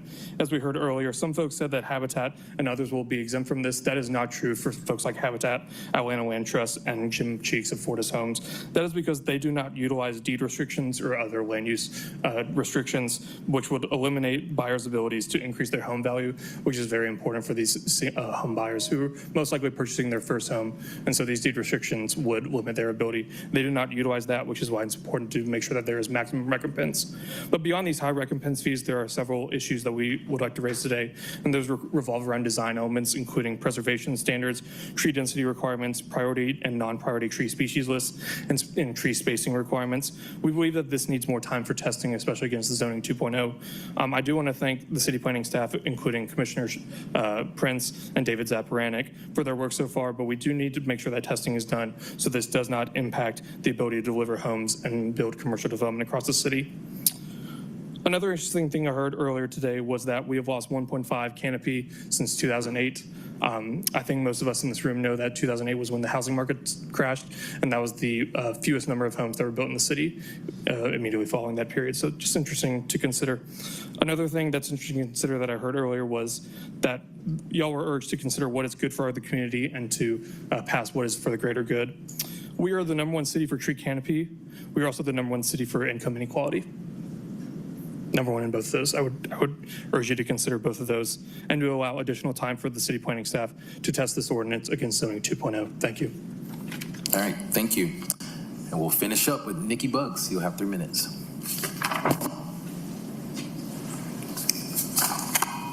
Good afternoon. Good afternoon. All right. Just want to recap on some things just to refresh. So predatory property investor practices. Predatory property investor practices. The Landmark condominium has been inflicted and terrorized with a multitude of egregious acts unchecked. So let's catch up with that one. In January of 2024, the building caught fire. All of us could have died in the building. All of us. Had the incident not taken place across the street. It's one. Subsequent to that, we had constant CO2 leaks and gas leaks. We now have poor air quality, poor water quality. The severity of the design or depreciation of the property value is intentional, and it saturated the market because of the units that are placed on the market by the investors. Unsafe living conditions. On March 25th, they were kind enough to share with you that they had a new $30,000 security system. It's not working. The doors are broken. Anybody can walk in. A person expelled was thrown out of the window. We had several deaths, several shootings. 2 people died.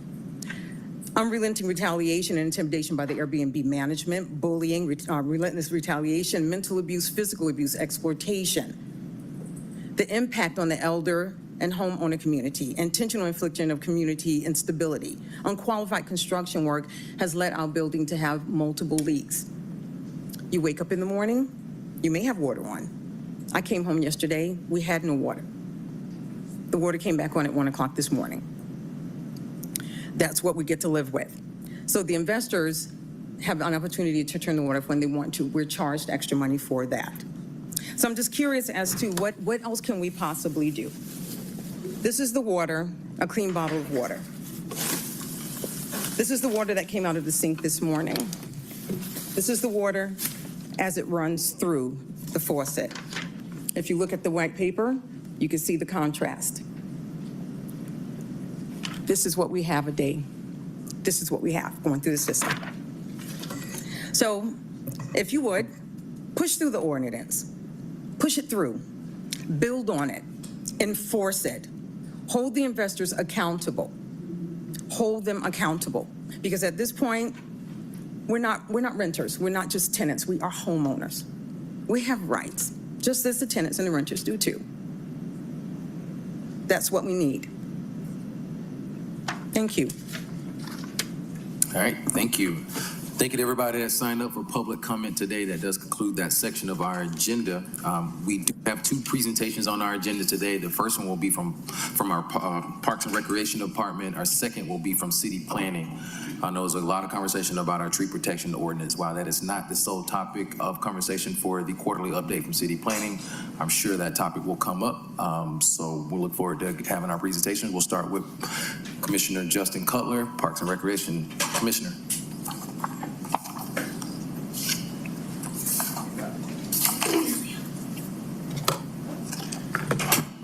Good afternoon. Good afternoon. Good afternoon, Chair Winston and members of CDHS. Thank you for having me today. Justin Cutler, Commissioner of Parks and Recreation. Oh, there it is. So the Department of Parks and Recreation, again, we're committed to making sure every Atlantan is within a 10-minute walk, and we also have viable and healthy recreation programs. This is embodied in our Activate ATL goals of invest, connect, and grow our Department of Parks and Recreation system, making sure that people are that we're investing in facility maintenance and recreation services, and also connecting those through trails and other activities. Recently, we've completed some community engagement activities, including working with APS in their Career Day and Student Advisory Council to promote our Teen Leadership Academy. We also continue to improve upon our expanded amenities and offerings, highlighted by recent ribbon cuttings at Red Farm Preserve, the official renaming of Westside Park in honor of Shirley Clark Franklin, and opening a new playground and other upgrades at Chastain Park and Chastain Horse Park. DPR continues to boost outreach in various media outlets, including a partnership with Q99.7 by showcasing Love Your Park series, which had additional volunteer event at Oakland Park. We continue to engage with all of the NPUs, sending members of our team along with our NPU update to make sure that everyone's informed of all the great things happening across the Department of Parks and Recreation. As we get into this summer, we're looking forward to our 44th annual Camp Best Friends. We're also back at Lake Allatoona, which is the first time in 5 years for ages 9 and up, 9 to 12. We have a week-long overnight camp at Lake Allatoona. We also have started recently our quarterly conversations and recently completed our second one at Martin Luther King Jr. Recreation Center. Our Camp Best Friends theme this year is Under the Sea, so please check that out. We also have 12 traditional sites, 2 athletic camps, and a swim and tennis camp at Washington Park, a soccer program at Collier, and an arts camp at South Bend, and a therapeutic camp at Cohen Park. We also have 4 primetime senior locations, as well as 6 Atlanta Teen Leader Academy. Last summer, we had over 3,600 youth, and this summer, we're on track to have more. This time last year, we were at about just under 2,000, and now we're over 2,000, headed towards that 3,000 number for total campers. So if you haven't registered yet, there's still time. Please go online and register through our iPark system. Also, our Love Your Parks event had over 762 volunteers, over 2,600 volunteer hours, all across the city in all districts. Thank you to many of the council members here today that came out and volunteered for those events. And we're also planning our 3rd year of Love Your Park next year. We'll also continue with Popsicles in the Park. We'll be in all 12 council districts beginning June 12th through September 25th. So we'll likely be at a park somewhere near you. We'll also be kicking off our Movies in the Park series as well. And we have now exceeded over 10,000 followers on Instagram, which is one of the best places to learn all about what's going on with the Department of Parks and Recreation. We also are getting ready for a fun, wet summer. So we have our splash pads, which have already opened as of May 1st and will be open through October 1st. We open our outdoor pools Memorial Day weekend with 4 pools opening up that weekend as kids are just coming off of school and we're getting them oriented and employed with the Department of Parks and Recreation. So we open 4 pools. We'll be opening Grant Park, John A. White, Mosley, and Maddox Park, and then all other pools will open the following weekend of May 30th. We also have our mobile recreation program, which will be at over 20 different parks this summer and visiting 116 park visits, and we attended over 30 community events. So if you have a community event that's happening in your neighborhood, please consider inviting our mobile recreation our Playmobile to come and be at your event. We also have our summer meals program, and our summer meals kicks off on June 13th at Perkison Park in partnership with Councilmember Lewis. We'll be at 47 summer meal sites, 21 recreation centers, 13 mobile sites, including 7 City of Atlanta pools, 1 City of Atlanta park, and 4 Fulton County libraries, and 1 community neighborhood. We'll also be supporting 13 local summer camps and various organizations to make sure that they have adequate food as well. We're also partnering with the Alliance for the Activation of Cook Park in Vine City, where we'll plan to have Fulton County Library and our Playmobile there as a means of just continuing to engage people in healthy food and fitness activities. We also have our Atlanta Teen Leaders Academy, and Nick and the team at the Atlanta Teen Leaders Academy are doing a great job. We had a recent ribbon cutting on April 24th at Dunbar Recreation Center. That mural that you see there in the middle is all about Atlanta Made, and this whole campus, if you will, includes a print shop where you can print a t-shirt. We also have a large format printer for stickers. We have an embroidery machine. We have a music studio. And we also have a television studio where people can come and broadcast what's on their mind. And we're working with Channel 24, the new public access TV station. So we'll be hoping to get our shows. We're working on an athletics show for our young athletes that participate in the Department of Parks and Recreation athletics to encourage them and share their stories. We also had hiring events and hired over 165 teens through the Atlanta Teen Leader Academy, and we're constantly hiring more young people.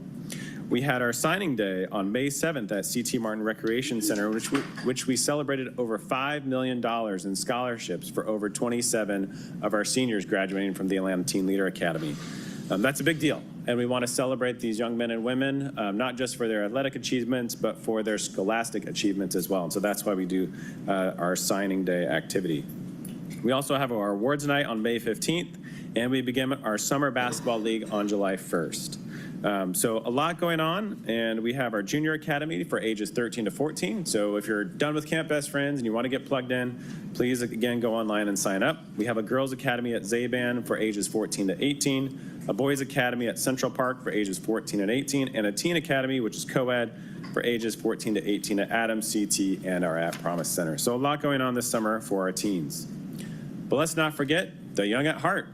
So we have additional activities. We continue to grow our primetime senior programming. As you can see here, our numbers continue to grow as we work hard to engage our seniors and our older adults in activities, both field trips as well as arts and crafts, social events. We recently had a Braves partnership in which we delivered over 250 meals through at CT Martin and over 7,700 pounds of frozen and fresh food. So thank you to Chick-fil-A and the Braves for making that possible at CT Martin. We also have our youth athletic programs, and you continue to see growth in our youth athletics, except for in top baseball. We continue to do outreach there. But our track and field grew, our baseball program, and our swim lessons grew by over 69%. So we continue to make sure that people are ready to swim and safely swim. If you did not know, May is Water Safety Month, and this month we're celebrating water safety by working with the Atlanta Water Safety Coalition to bring awareness to Water Safety Month, as well as in June we will have our world's largest swim lesson, in which we participate on this global event to really raise awareness around swim lessons and provide free swim lessons in June. So a lot going on around swimming. At the last meeting, y'all asked for a chart similar to what we provided for the senior programs, looking at all of the different spaces and all of the different youth programs that we offer across our system. And so you have in your booklet, if you printed out the presentation, but here are some slides that I'll just go over that really talk about all the different activities that we have at each of our sites. So we have our traditional sports here across the top on this first slide, ranging from baseball to esports. Then towards the far end, you have enrichment activities like hair braiding, graphic design. On the next slide, these are other activities that we have through vendors provided at all of our after-school programs. And where you see, for instance, like a Washington Park, we have a natatorium, or 80 Williams, that's done in partnership with PAL. Similarly to Anderson as well. Those are done in partnership with PAL. South Bend is an arts camp, so you see we have out-of-school time dance. Also, for instance, at Central Park, that tends to be more of a sports-oriented facility. So we use it for sheltering, both heating and cooling shelters for people experiencing homelessness. And then we have other summer teen activities at Central when the threat of winter storms isn't as great. So a lot going on, as you can see, across our system. In addition to that, here's our Teen Academy programs that happen at many sites, where you can see that we have at minimum the Teen Academy, and then we have Teen STEM, we have auto repair, we have teen boxing, we have literacy, coaching, yoga, fashion design, music, skateboarding. There is so much going on for our young people in the city of Atlanta, and the Department of Parks and Recreation does a phenomenal job of providing opportunities. But if you see something on the list or something that's not on the list, please feel free to reach out to the department. We're always happy to consider great ideas from our community as well as from our council members to make sure that we're meeting your recreation and programmatic needs. And oftentimes we may not be aware of those, but we're constantly doing surveys and engagement opportunities to hear what they could be. But if you have ideas, we'd love to hear them so we could make it happen. In addition to our recreation centers, we also operate 4 golf and 5 tennis centers. And our golf program continues to do phenomenal. Again, we're on target this fiscal year 25 to have the most successful year of city golf operations since 2017, when the city of Atlanta resumed golf operations. So every year we keep thinking we're going to hit a plateau, but the team keeps doing a phenomenal job. This year we're doing outreach events, including a women's golf clinic. We're also offering additional programming for seniors, ladies, and beginners. We've done some capital improvements at many of our golf courses, adding hitting bays at Chastain, Candler. We have a beautiful driving range at Browns Mill. And then we're redoing all of the greens at Candler Park. So those greens were suffering from abuse and neglect, and just some were really shady. So we're adding a new species of grass, and we're going to be bringing those greens back sometime this summer once they've grown in. On the racket sports side, we've had over 900 students this year get free programming at all of our racket centers, so that's been a phenomenal outreach to just engage young people in tennis and pickleball. We have over 200 weekly programs that are offered, over 325 ALTA and USTA teams that are supported by our 5 tennis centers. We're also working with 3 schools, and the Agape Tennis Foundation is partnering with those 3 schools to provide coaching, outreach, and engagement. We're also supporting 4 locations by running programming at Bitsy Grant, Chastain, McGee, and Washington, providing free programming through the Agape Tennis Foundation. And also we have some professional tennis coming to the McGee Racket Center. This year we'll host 8 to 10 professional events where people have the opportunity to win over $25,000 in prize money. So those are great opportunities for our teens and our adults to take it to the next level and see some great tennis at McGee Tennis Center.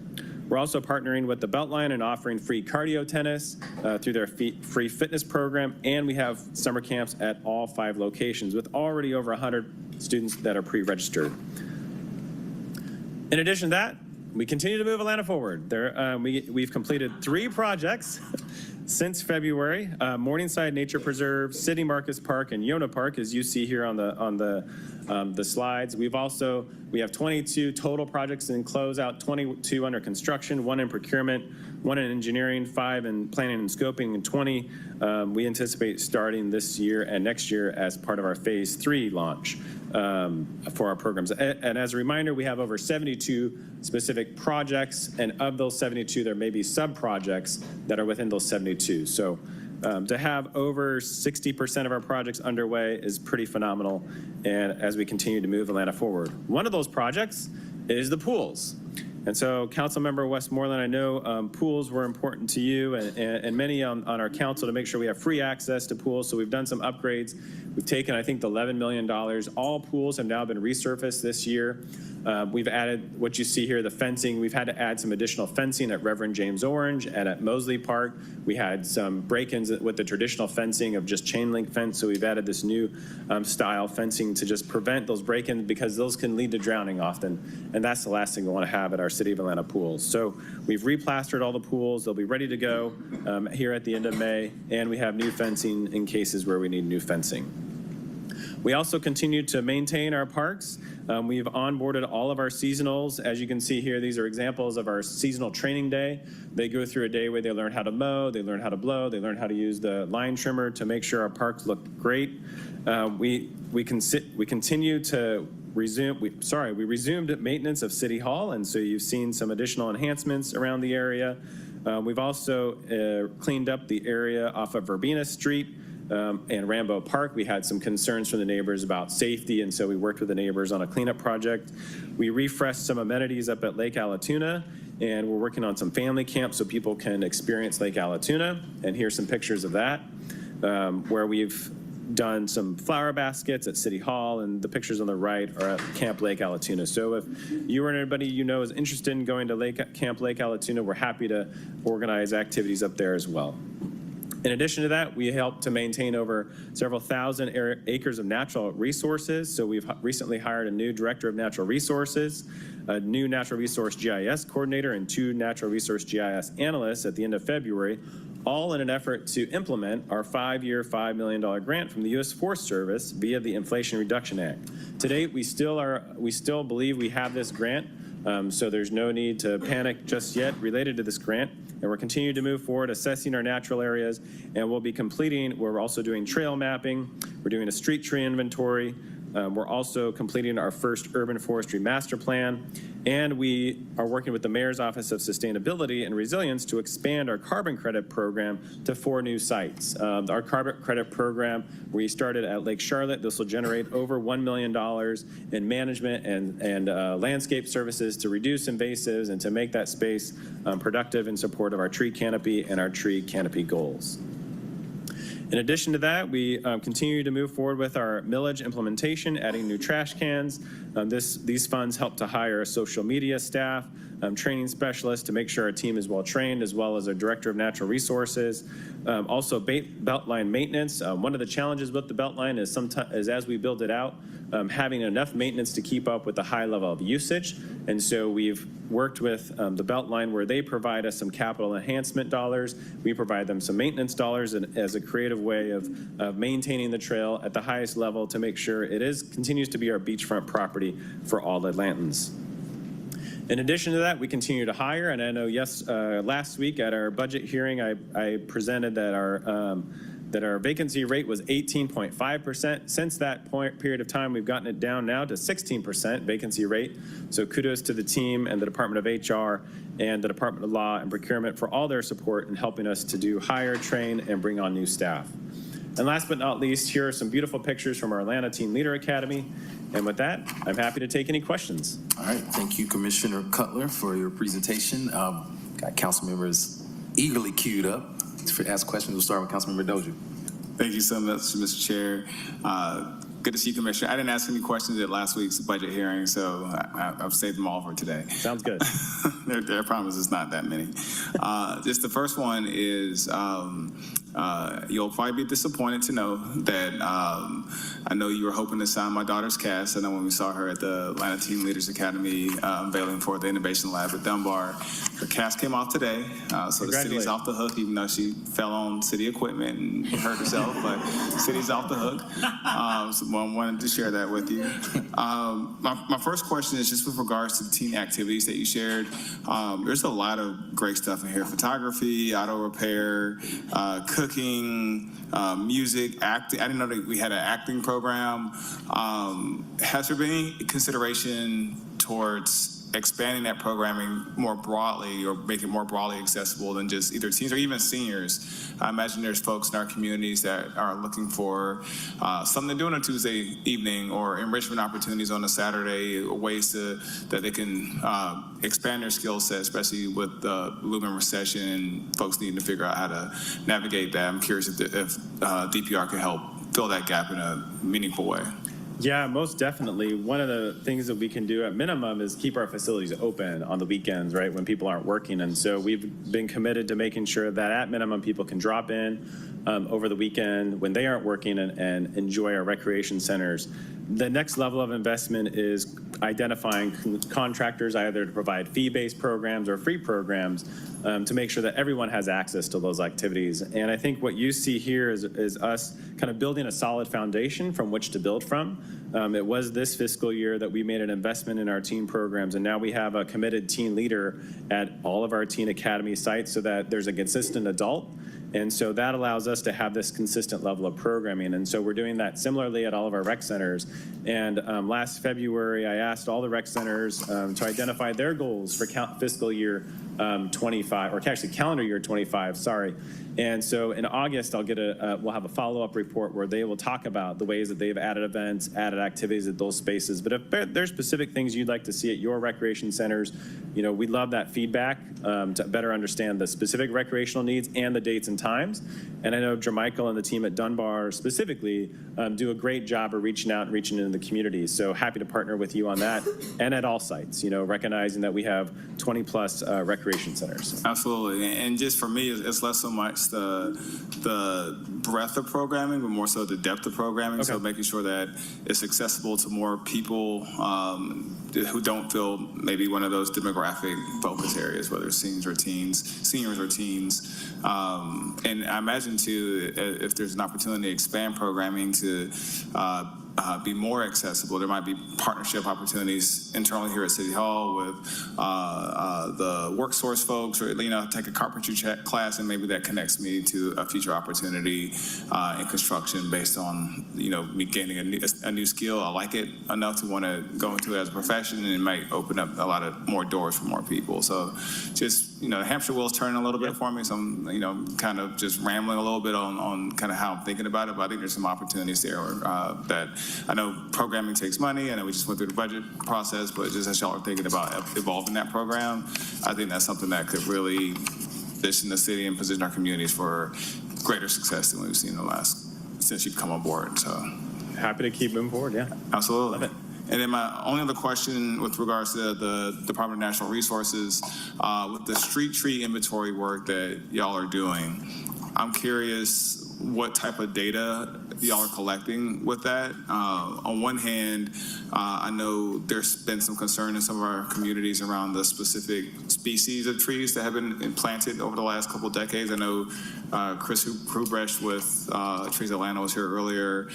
We've been working to try to reverse some of the bad decisions to plant what do you call them, Bradford pears and Castleberry Hill. A lot of those trees have just been a nightmare for community members. I imagine other communities are dealing with other non-native species and having to deal with the ramifications for that. So one, with this inventory, are y'all looking at species and maybe coming up with plans to replace those trees as part of that? And then number two, are y'all looking at the health of those trees? I know Erica Shukai, who was referenced earlier, my constituent in Mosley Park, who was killed a couple of weekends ago, a tree fell on her home. There's a lot of concerns from neighbors about the health of our right-of-way trees especially.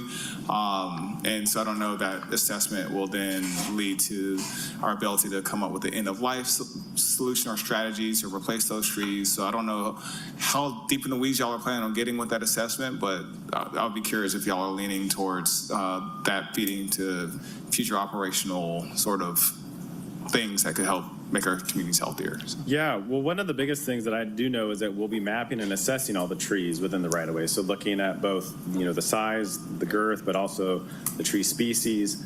And that will then, beginning this summer is when we'll start that. I know we're using LiDAR, we're using AI and drive-by cameras to assess those trees. We'll also be looking for vacant spots where maybe there was a stump, and we'll be grinding that and being able to replant trees near or by in that area. We'll also be looking for gaps. I know recently in the Vine City neighborhood with the EPA Superfund site, there was a number of trees that were removed. And so looking at how we can plant additional trees back in that space once the soil is remediated. So it will be a comprehensive look at all of this over 3,000 miles of right-of-way, both looking at the tree, the species, the quality of that tree, and then coming up with a cost to maintain and better manage that, as well as gaps where additional trees can go. Because one of the biggest challenges that we have with the tree protection ordinance, a favorite topic today, is identifying sites where we need trees. And so this urban forest master plan will help us understand where do we need to put trees, and then also specify the type of tree that should go there. Awesome, thank you. Yep. Mr. Chair, Thank you. Councilmember Westmoreland. Thank you, Mr. Chair. Thank you, Commissioner. Quick question on Trails ATL. Just curious on your thoughts on kind of next steps as we move towards adoption, and then what comes after that. Yeah, so we're working through all that with all the MPUs just to get their feedback. We've had some MPUs, MPUB, that had some concerns. And so we're working with the neighbors. We've also had individuals at Westside Watershed Alliance express concerns about trail alignment. So what I would say is generally, these are lines on a map. This is where we know people want to go from A to B, and we want to be able to help facilitate that movement of people. These are lines on a piece of paper, and I know when we put these on paper, people tend to, see a line and they believe that it will be paved eminently, right?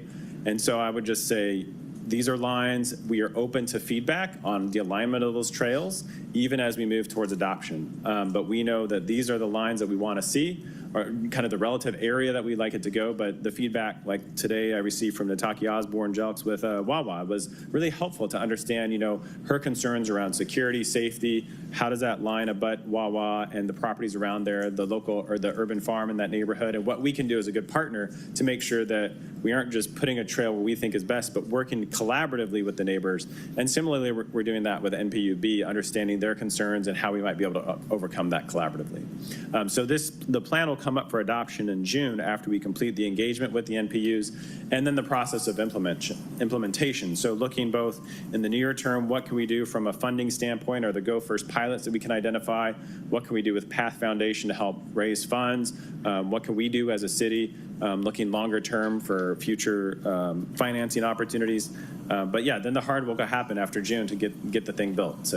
And build out over 400 miles of trails and paths. Sounds good. That's my only question, but I think Councilman Dozier might have a follow-up. Yep.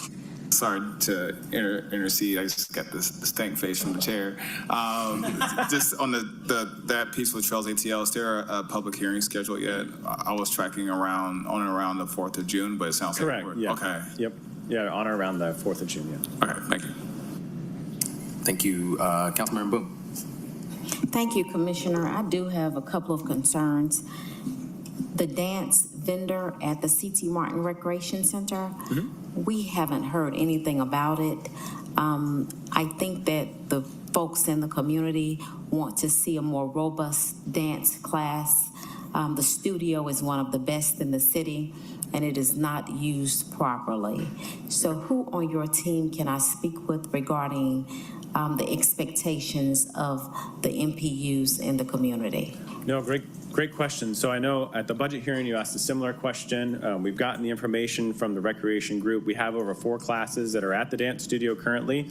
We're putting that together, and we were going to get that to you on Wednesday. But I can say that we have 4 different classes that are being offered in the dance studio, I believe Monday through Friday. And happy to provide that to the NPU, and then also identify if there's additional dance classes. Because no one, the issue is no one in the community knows that it exists. And we are used to a very robust dance company being in that recreation center. Some of the great artists have come out of C.T. Martin, so we would love to see that same energy with this vendor. We didn't know about the classes. There have been no dance concerts, so they are concerned about that. Thank you. Yeah, we'll get on the top of that. And who from your team can I speak with? Danette Leiniger, Director of Recreation. I sure will. And Thank secondly, can we look into a new elevator at the C.T. Martin Recreation Center? Every 3 or 4 weeks, we're having to have it repaired, and the seniors that go up and down, sometimes have to use the steps or either drive around to the back. Yeah, we can look at that. Thank you. Yeah. Thank you. Thank you. Next, we have Michael Julienbaum, Councilman. Thank you, Mr. Chair, and thank you, Commissioner, for your very thorough presentation. Can you talk about what's happening on Friday at 2 o'clock? Well, maybe we can talk about it together, sir, because I know you've been a huge champion since 2015 of helping the Department of Parks and Recreation and the Sons of Atlanta Vietnam Memorial So back in 2015, Michael Julian Bond worked with the Sons of Atlanta Vietnam Memorial to identify a location. We settled on Piedmont Park as being that location, just north of the Noguchi Playscape. Between Noguchi and, I believe, 14th Street is where the new Sons of Atlanta Vietnam Memorial will be. On Friday at 2 p.m. at the location, we have a groundbreaking. What I would encourage people to do is enter off of Monroe, park in the parking garage, and we will have shuttles from the parking garage to the Vietnam Memorial location. Construction is actively underway, so this is going to be a groundbreaking and a celebration that we're moving forward.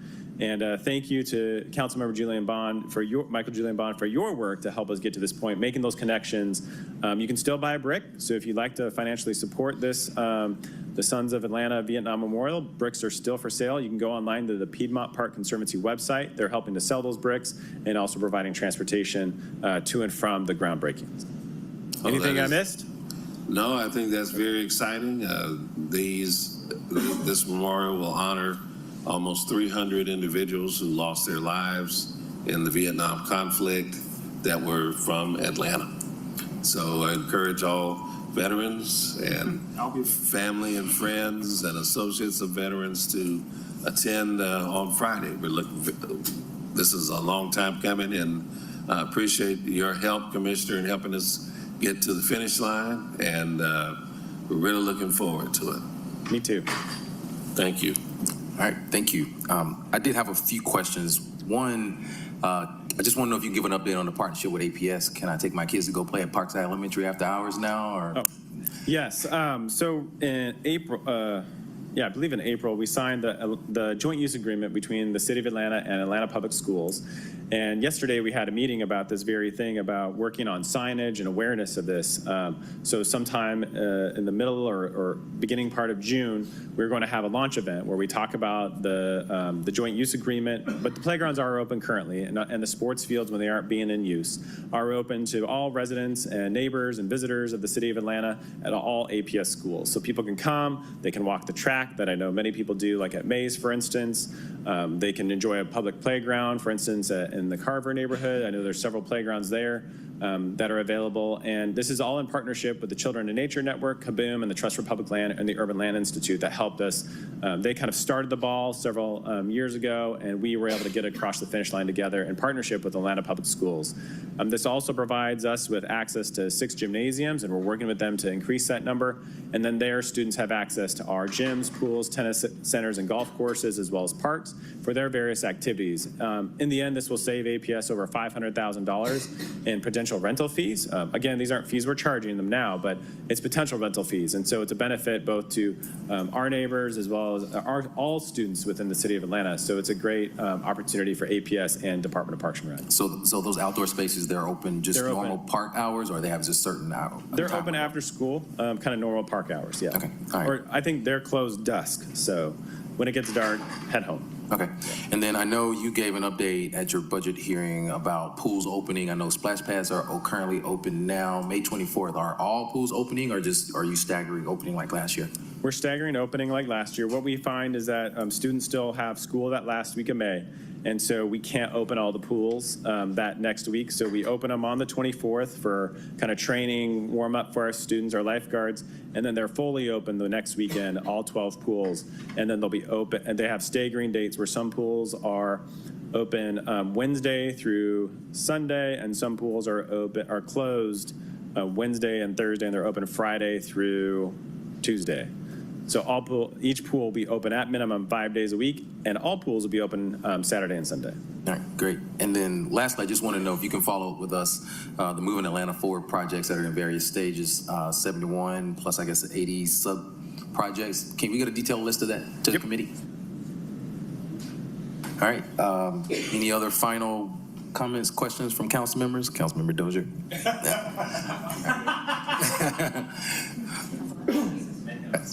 All right, seeing none. Thank you for your quarterly update. Yeah, thank you. And again, thank you to all the Department of Parks and Recreation staff who make today possible. It's just an honor to share their work, so thank you. All right, thanks. Our next presentation is the Department of City Planning. We'll welcome up Commissioner Janae Prince.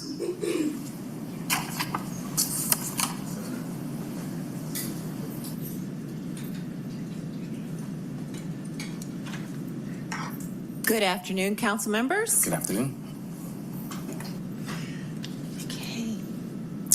Today, we're highlighting how the Department of City Planning is combining our love of planning with a community partnership to design an even stronger and more equitable Atlanta.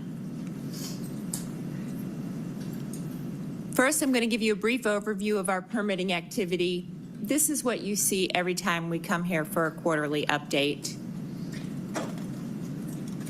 And I know these look really small, but I do have the full-size slides if you really want to dig into the data. But what I wanted to tell you is that our fiscal year 25 permitting activity remains steady, and it's consistent with the trends over the last few fiscal years.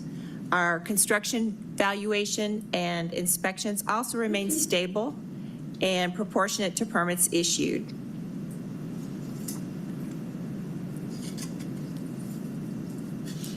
Now, I know you all have been hearing a lot about Plan A, the city's comprehensive development plan, because we're almost done. We've worked really hard to make sure that every community in Atlanta has been involved.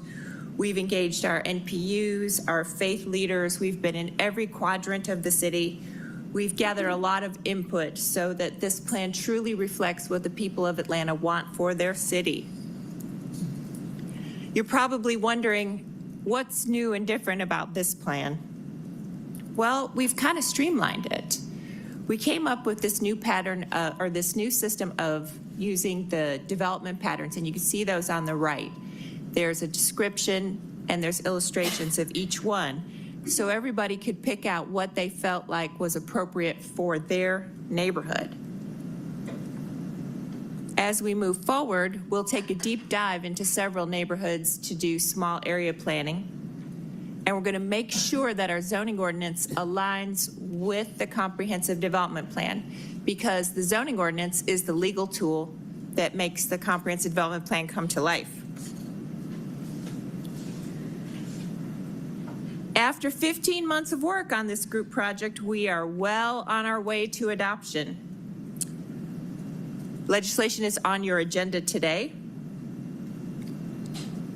We've been to the NPUs to get their approval, or we're on our way through the NPUs to get our approval. We've been to 9 so far, and we've got 9 votes of support. We expect to have the plan fully adopted before our next quarterly update.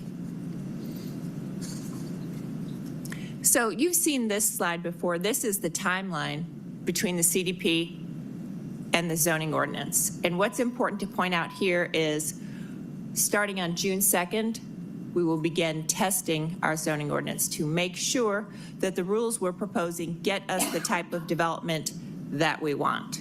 We'll also be testing it together with other ordinances that we already have on the books and ones we're considering, like the TPO. As you can see, there's a lot of overlap in our work.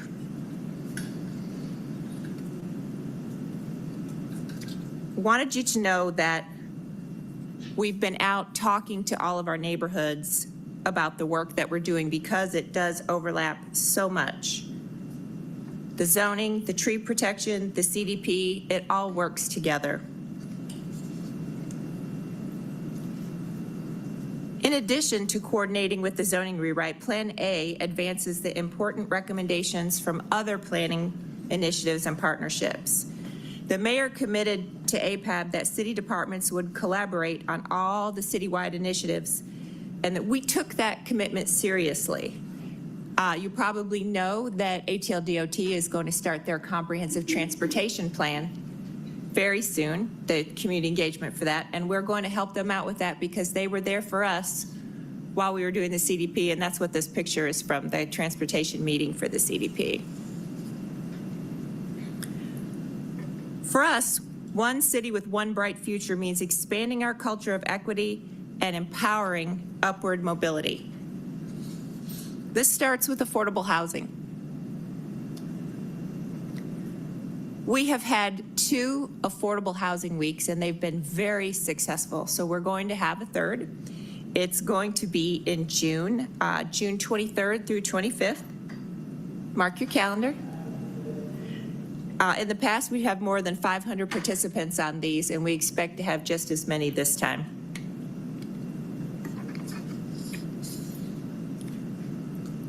We're working hard on improving our processes. Just so you know, we've permitted 165 projects contributing 4,150 affordable housing units towards the mayor's 20,000 unit goal.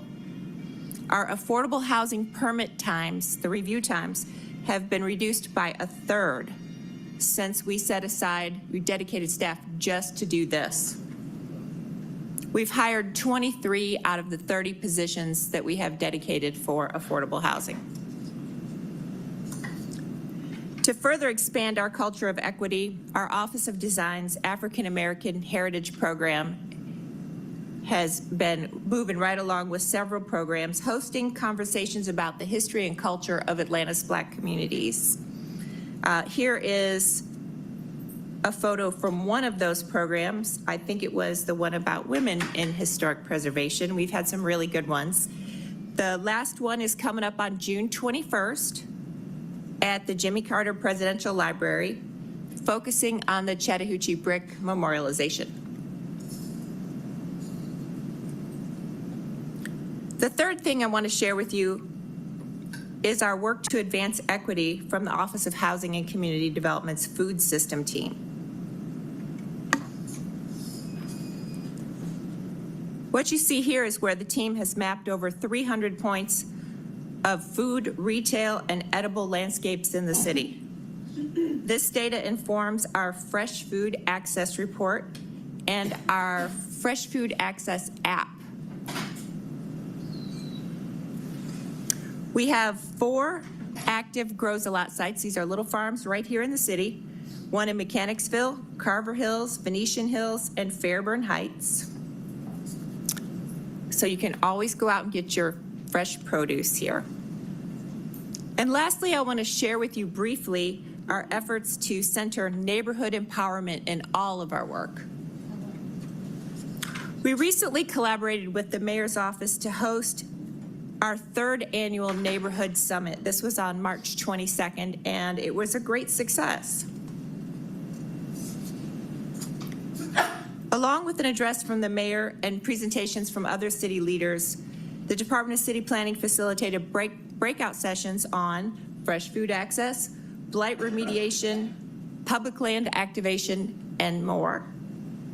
We had 139 attendees at Carver Early College. It was great.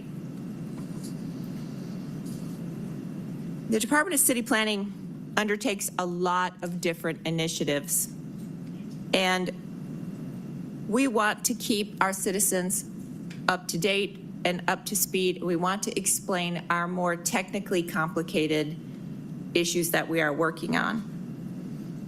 So on February 8th, that was a Saturday, and February 13th, that was a Thursday, we hosted a planning initiatives webinar. Anybody could attend, they could ask questions, and we told them about the projects that we were working on at the time that we're still working on. The tree protection ordinance, the creation of the administrative side yard setback variance to save trees, the short-term rentals and party house ordinances. It was a lot to put on our NPUs all at once, so we made sure that we did this so that they could get up to speed at their convenience. And the webinar was recorded, so you could come back and watch it at a time that worked for you. So we're going to do another one of these as a follow-up on May 28th, so anybody can get information on what we're working on, current information. And lastly, I want to tell you about our NPU University Civic Responsibility for Young Leaders course. It's on the week of June 9th. We get a bunch of APS juniors and seniors to come out and participate in this. And we'd love to have you join our future leaders of Atlanta at their mock council meeting on Friday, June 13th. This is an exciting time for the Department of City Planning. We are transitioning from planning to action all across the city through multiple major initiatives. We're committed to working together to deliver one bright future for all Atlantans. I'm happy to take any questions that you may have. Thank you, Commissioner Prince. Any questions, comments? I'll jump in there really quickly. Obviously, there was a lot of interest in the tree protection ordinance. We have a new substitute that is before us. I know that some of my colleagues, some got it last night, some got it this morning, but you know, we all need to kind of pour through it, understand it a little bit more. I don't know if you could give us kind of a high level, you know, just your thoughts kind of behind the substitute and where you see things moving forward. So it's a simplified version of the ordinance, passing the, bringing the most critical issues of it to you right away, and leaving off the design-related issues. As you know, we'll be working on testing our zoning ordinance starting in June, and it will go through the end of the year. And we have tried to sort of quickly test certain parts of the TPO against our currently adopted zoning ordinance and zoning 2.0, and we are not able to thoroughly and completely do that. We have to make sure that the TPO aligns with the zoning ordinance, and so we would like to do that this summer. So in the meantime, we wanted to bring to you the parts that don't need to be tested, and let's get those adopted right away. Okay. So obviously we have something before us legislatively that we'll get to later in the agenda, but just wanted to give colleagues, if they had any other questions. Councilmember Bond. Thank you. Thank you, Mr. Chair, and thank you, Commissioner. But while you're at the mic, can you just be more specific? Yes, sir. We are increasing the recompense. We are adding a section to the ordinance that requires tree companies to register with the city and stay in good standing with the city.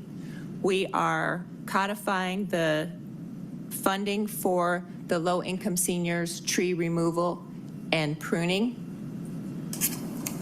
And we are working with the public projects to make sure that they have the ability to pay recompense if they are not able to replant the trees. Well, thank you for that. But again, we're going to get this later in the meeting, and I would suspect that we're going to substitute it for the one that's being held. Are we going to have another work session for it? Because when we had a work session a week or so ago, there were no questions asked, just presentation. There. Sounds like you're proposing a new work session? No, I'm not. Okay. I'm not proposing a new work session. Because I know there were folks who came to the mic and said that this process has been rushed and, you know, that a lot of people hadn't been involved. But for those of us who have been involved, this has kind of gone on for off and on for about 7 years. And particularly the last 3 years, there has been exhaustive meetings where the door was open and anyone who wanted to come in could come in. The year after that, when Commissioner Prince came along, there was a representative meeting of the different groups that resulted in the ordinance that was before us. That ordinance went through an extensive process, and now we're here again. And there was an attempt last year to prune some of the issues off and pass them last year. So this will be a second attempt. But, you know, I'm looking forward to, I got a copy of it last night and sharing it with folks in the public because these seem to be the less controversial portions of what is contained in the held paper. Hopefully we can get it moved forward since it doesn't seem to be items of many dispute. But I would hope, and I've spoke here in the committee before, that we're not going to have a perfect tree protection ordinance, right? And I mentioned the relationship and detente of Tip O'Neill and Ronald Reagan. They met on a regular basis and both got about 85% of what they wanted all the time. Two great Irish politicians. and there's no reason why we can't do that here. But I also think that, just want to make a point, I don't really think it's a zoning ordinance that forms the tree protection ordinance. I think it's the other way around, because we have to set what are the priorities for our city, right? And so, having said that, I look forward to having a discussion later on the agenda. And thank you, Commissioner, for clearing that up for us. Thank you, Councilmember Bond. Next, we have Councilmember Bakhtiari. Thank you. I wanted to speak on this because my district is very engaged on this issue, including the commissioner here herself. So I understand the difficulty of what you are trying to do. I am frustrated, not with you all. I am frustrated by the fact that I only got a substitute today that I did not receive with the rest of my colleagues. That is very complex, and like I've said, the most complex piece of thing that we can possibly vote for. I will not be rushed today and backed into a corner to vote on a substitute that, in the midst of a federal crisis, a housing crisis, and a climate crisis that will affect our city for centuries to come. So I do look forward on continued work on this, but I am very frustrated and ask again that we do not receive comprehensive substitutes, complex substitutes, the day of or the day before, so that we have time to actually review, so that we can not find out at the same time as our constituency. So I do look forward to continuing working on this, but to be completely transparent with my district, I have not read the substitute. I do not know anything about it yet. I will, but again, I will not be voting. I will be motioning to hold because I don't know what I'm being asked to vote on. So that is the motion I will be making. Thank you, Councilmember Bakhtiari. Councilmember Boone.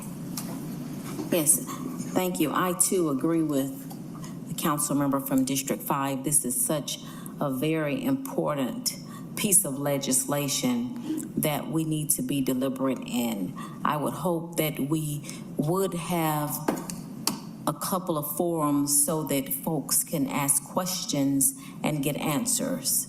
People need questions. They want to get answers. So please, let's not rush this. I am sorry that folks are just now paying attention to it, but that's life. They are paying attention now, and we need to give them that attention. Thank you. Thank you. Any other questions from colleagues on this presentation?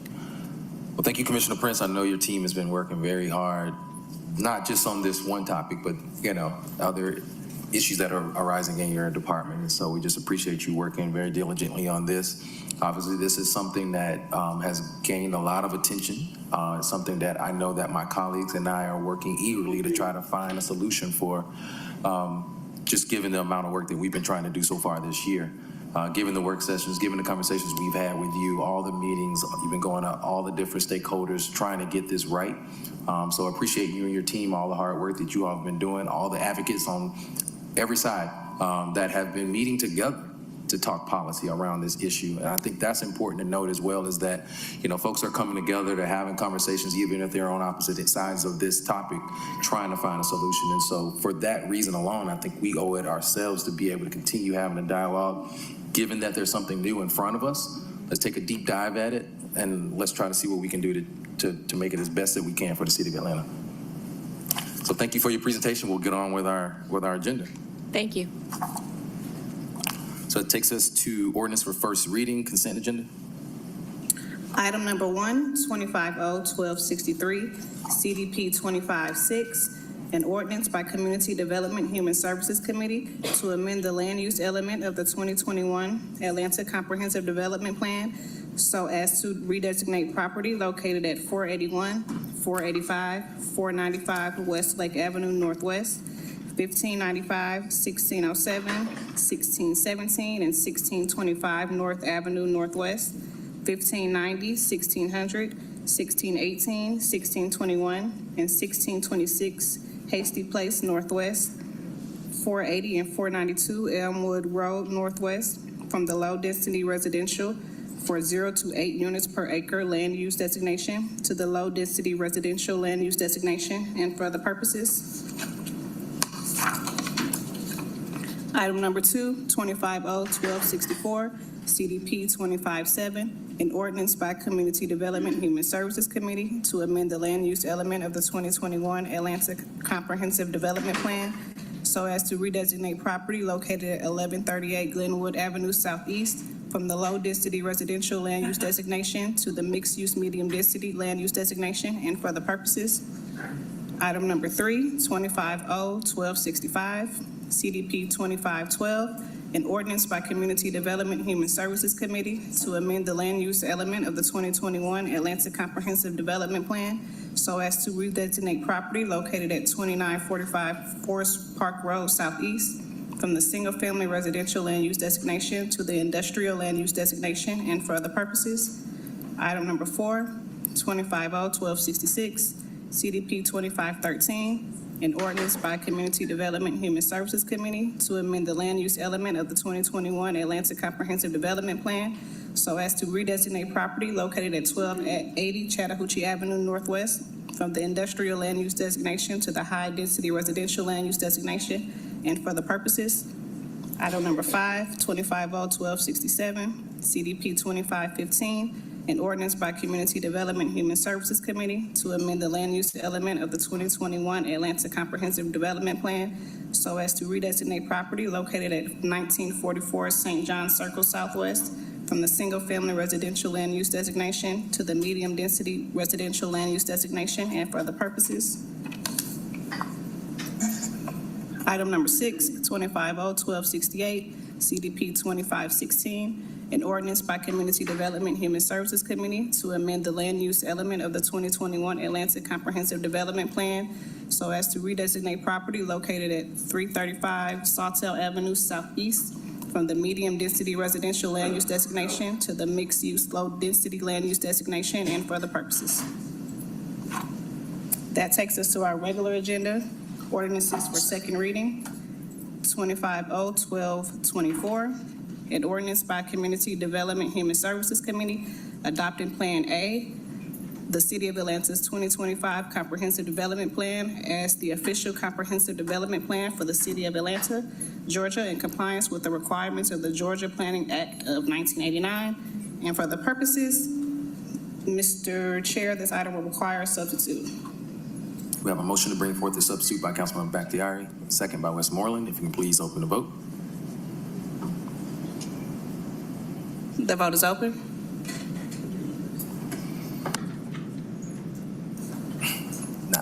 Good afternoon. Oh, 1 second. One second. Will everyone please vote?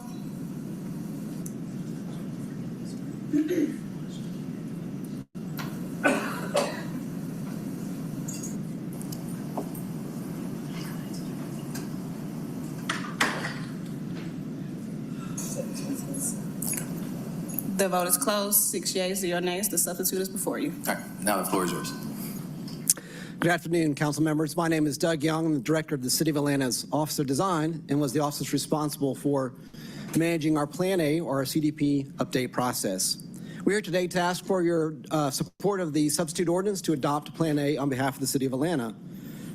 I just wanted to recap for a little bit how much public involvement we facilitated along the way and how we were really excited about the fact that we were able to provide much more points of contact around the City of Atlanta than we have necessarily in the past.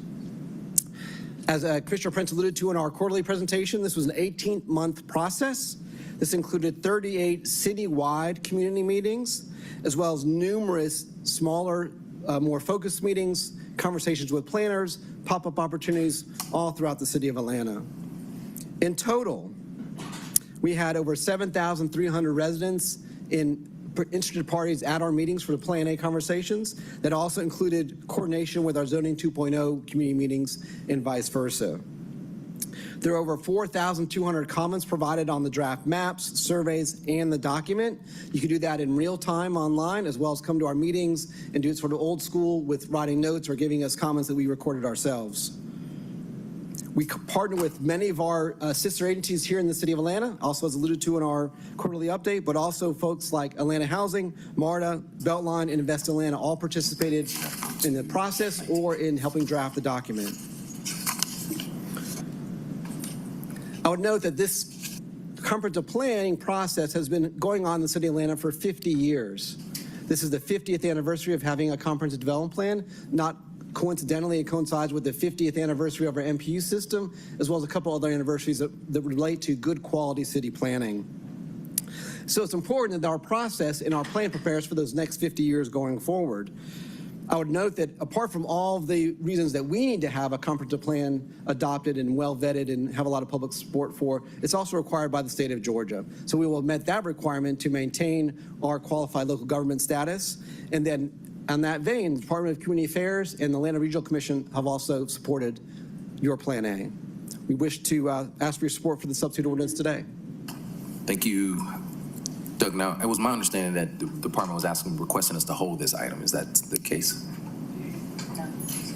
This item is on the June 4th, 2025 CDP public hearing, Yes. so it will need to be held. Okay, so I'll make a motion to hold. A second by Bakhtiari. Please open the vote. The vote is open.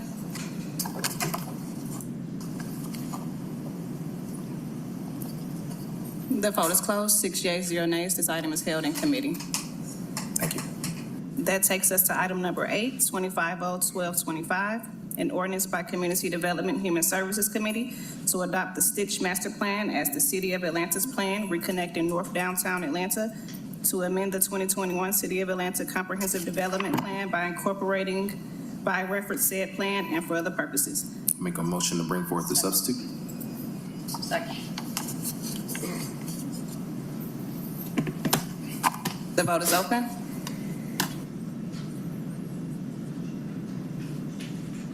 The vote is closed. 6 yeas, 0 nays. The substitute is before you.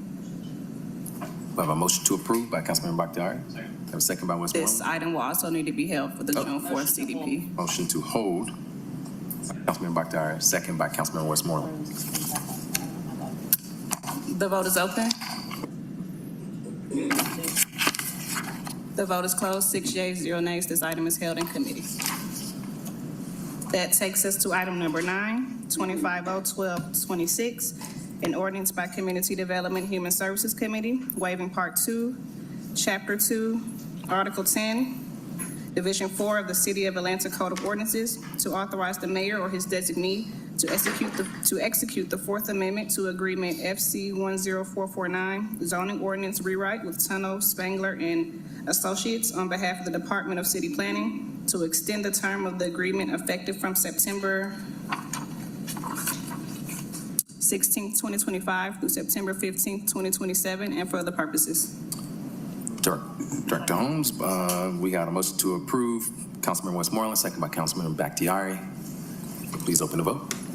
You did great, Kim. The vote is open.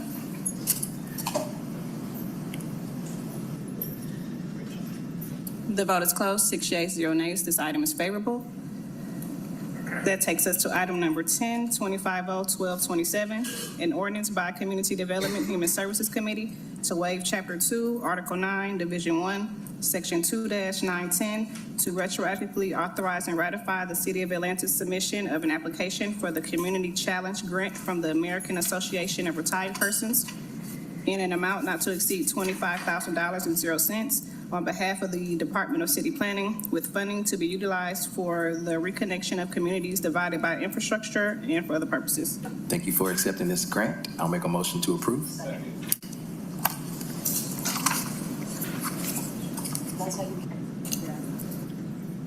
The vote is open.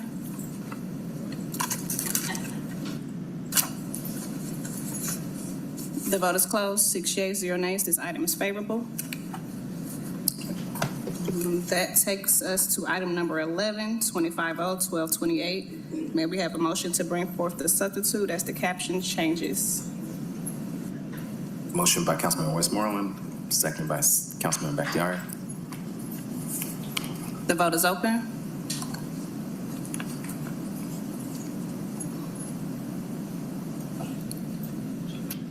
The vote is closed. 6 yeas, 0 nays. The substitute is before you. A substitute ordinance by Community Development and Human Services Committee to correct 24-0-1298, adopted by the Atlanta City Council on June 17, 2024, and approved per city charter, section 2-403, June 26, 2024, authorizing the execution of a lease agreement between the City of Atlanta and Blue Heron Nature Preserve on behalf of the Department of Parks and Recreation by correcting the term of the agreement to have an effective date through May 31st, 2026, and for other purposes. Would anybody like to hear from Deputy Commissioner Meyer?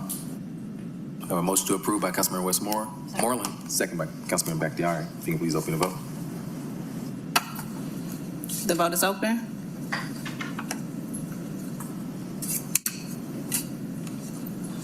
The vote is closed. 6 yeas, 0 nays. This item is favorable on substitute. That takes us to item number 12, 25-0-1246. May we have a motion to bring forth the substitute as the caption changes?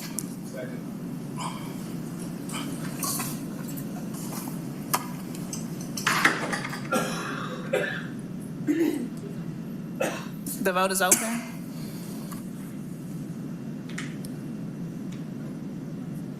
The vote is closed. 6 yeas, 0 nays. The substitute is before you. An ordinance by Community Development and Human Services Committee, as substituted by the Community Development and Human Service Committee. An ordinance to amend and correct ordinance 25-0-1138, which was adopted on April 21st, 2025, and approved on April 22nd, 2025, which authorized the City of Atlanta to donate funds in an amount not to exceed $12,000.00 each to East Atlanta Business Association, Little Five Points Business Association, West End Merchants Coalition, Virginia Highland District Association, and Sweet Auburn Works, and which authorized the mayor or his designee to execute corresponding agreements therewith for terms of 12 months to support and encourage participation in the Atlanta Main Street Program, to remove certain organizations unauthorized to receive donations under Charter Section 6-306, to redirect the donation intended for the Little Five Points Business Association to the Little Five Points Cultural District and for other purposes. Director Cosby. Hi, Chair Winston, committee members, thanks so much. Stephen Cosby, Director of the Office of Housing and Community Development. This is a request for funding for our Main Street districts. It's $12,000 for each of them. This Main Street program began about 5 years ago as a pilot program. Since then, we have really strengthened relationships with our community partners on the ground. These Main Street districts are vital to the health and economic success of our commercial corridors and districts within the city. They provide support to and resources to small businesses.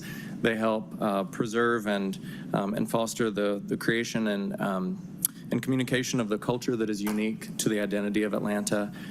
They're vital in retaining and creating jobs by seeking additional funding, and they reduce sprawl by concentrating commercial activity in walkable, pedestrian-friendly nodes.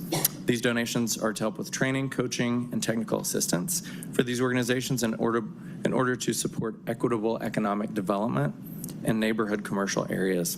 Participants must sign a memorandum of agreement and abide by the terms, including providing staff, training, board participation, community engagement, work plan, reporting, designation, evaluation, and funding. Thank you. Thank you. Councilmember Bakhtiari. Thank you. Ms. Robinson, so I'm guessing that the 501c3 status is for the agencies that weren't granted the funds, that's been remedied? Good afternoon, Amber A. Robinson, City of Atlanta Department of Law. It's my understanding that pursuant to the substitute one of the other agencies that was not a 501c3 is being replaced with their designated 501c3. However, the other two organizations which are not authorized to receive donations are still not, are being removed from receipt of donations pursuant to the substitute. So this is only for one of the agencies, is that correct? So the funding would be for 3 of the organizations, 3 of the 5, including Sweet Auburn Works, Virginia Highland District Association, and Little Five Points Cultural District. We still have an issue with East Atlanta and And West End. And West End, okay. And there are plans to rectify this issue with those agencies? I know that East Atlanta is one of my commercial nodes that needs most help. Right. We're trying to identify solutions right now to get the funding there. Go ahead, Ms. Robinson. To be clear, the legislation before you actually just removes two of the unauthorized.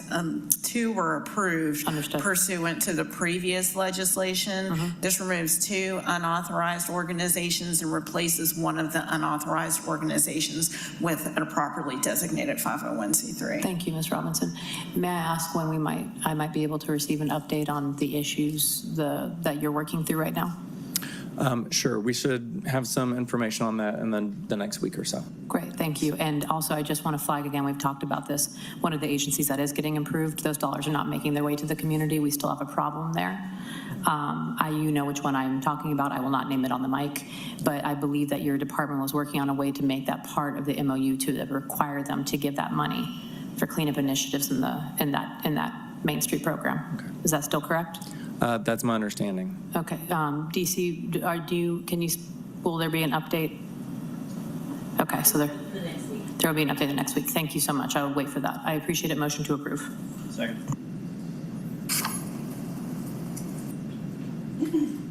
The vote is open. The vote is closed. 5 yeas, 0 nays. This item is favorable on substitute. That takes us to item number 13, 25-0-1247, an ordinance by Community Development Human Services Committee authorizing the mayor or his designee on behalf of the City of Atlanta execute a ground lease agreement with Partners for Home for property located at 405 Cooper Street Southwest, Atlanta, Georgia, 30312, Atlanta, Fulton County, Georgia, tax parcel ID number listed, for a lease term not to exceed 75 years, to be used to develop quick delivery housing on public land as part of the City of Atlanta's Rapid Housing Initiative, waiving the competitive procurement provisions contained in Article 10, Procurement and Real Estate Code of the City Code of Ordinances, and for other purposes. Thank you. Ms. Ellison. Good afternoon. So this has actually already come to you all and passed with 20 years. We just amended the document to change it to 75 years to ensure long-term affordability for this project. I know even meeting with the community, one of the requests that they had is they're concerned about this project kind of lasting past administrations and even the next one. So we wanted to increase the amount of years there. Councilman Dozier. Thank you, Mr. Chair, and thank you, Ms. Ellison. Just first, the comments is to say the light is finally at the end of the tunnel. I know we've been working together on this for almost 2 years now, it feels like. And I'm really excited to get to the point to where we can see folks find new homes, find new opportunities, especially stone's throw from downtown. And so I'm really excited to see this project move forward. My only question is, do we have the latest update on when we can expect ground to be broken? Yeah, we're looking to do groundbreaking by the end of this month, hopefully. There's still some permits that we need to get in place and some other final design that need to be approved before we can get a land disturbance permit, but hopefully by the end of this month. Okay.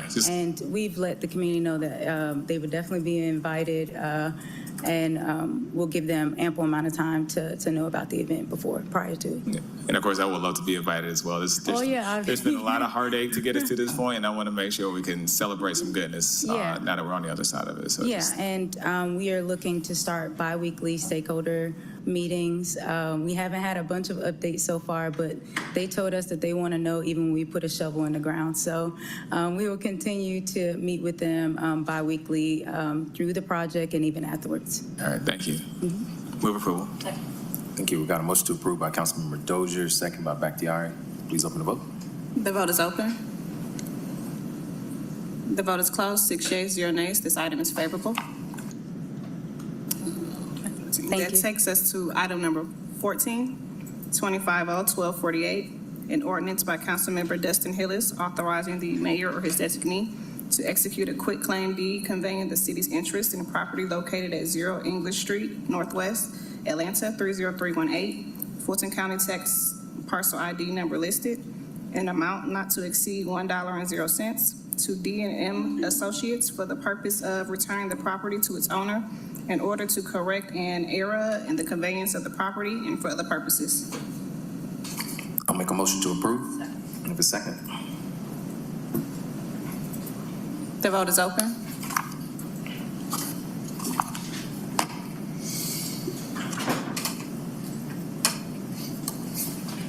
The vote is closed. 6 yeas, 0 nays. The item is favorable.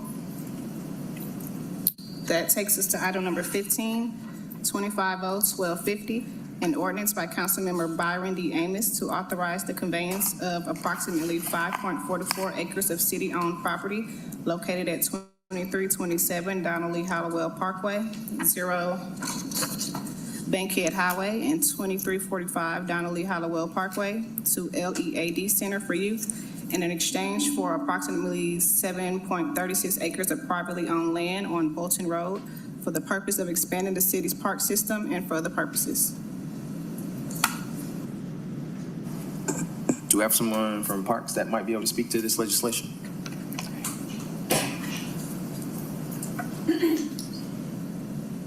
Hi, my name is Rach Marr. I'm the Deputy Commissioner of Partnerships and Enterprise. My understanding is that this legislation was going to be held. We are still working with the partner through the land transfer process that would inform our decision on this matter. Okay. I'll make a motion to hold. Thank you. The vote is open.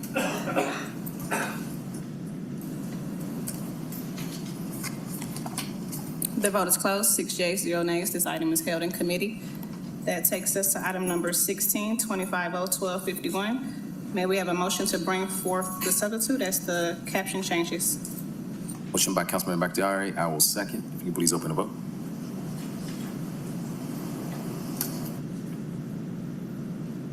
The vote is open. The vote is closed. 6 yeas, 0 nays. The substitute is before you. An ordinance by Councilmember Byron D. Amos as substituted by the Community Development and Human Services Committee.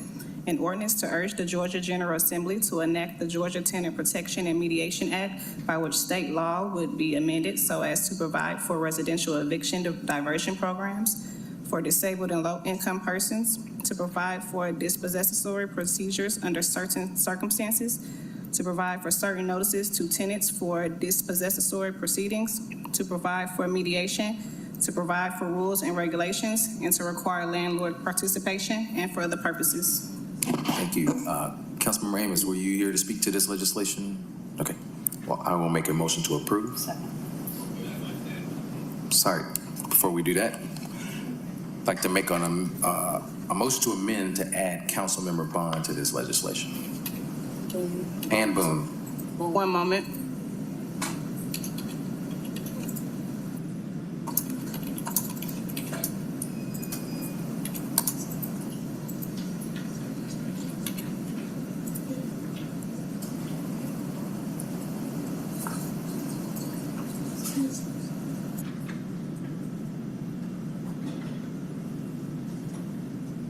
The vote is open. The vote is closed. 6 yeas, 0 nays. The amendment has been approved. I'll make a motion to approve as substituted and amended. Correct. Second by Bakhtiari. If you please open the vote.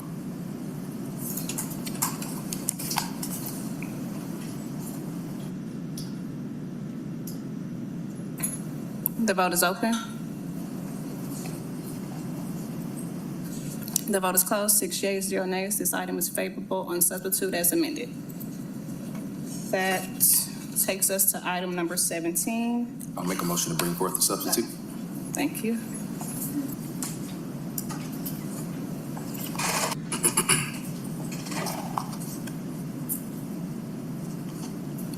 The vote is open.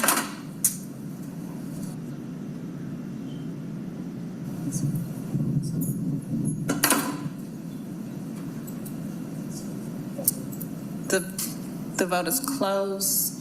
5 yeas, 0 nays. The substitute is before you. 250-1252, an ordinance by Councilmember Byron D. Amos as substituted by the Community Development and Human Services Committee. An ordinance to urge the Georgia General Assembly to establish a multifamily rent escrow account program in the state of Georgia to address habitability violations by landlords and for other purposes. Thank you.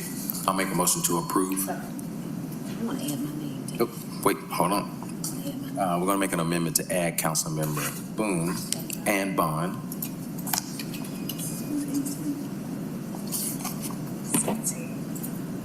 One moment.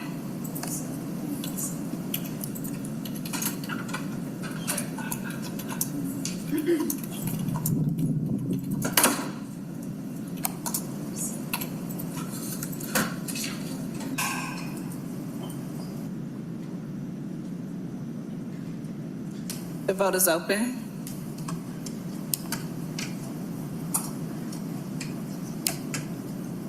The vote is closed. 6 yeas, 0 nays. The amendment is before you. Thank you. I'll make a motion to approve as substituted and amended. Second. The vote is open.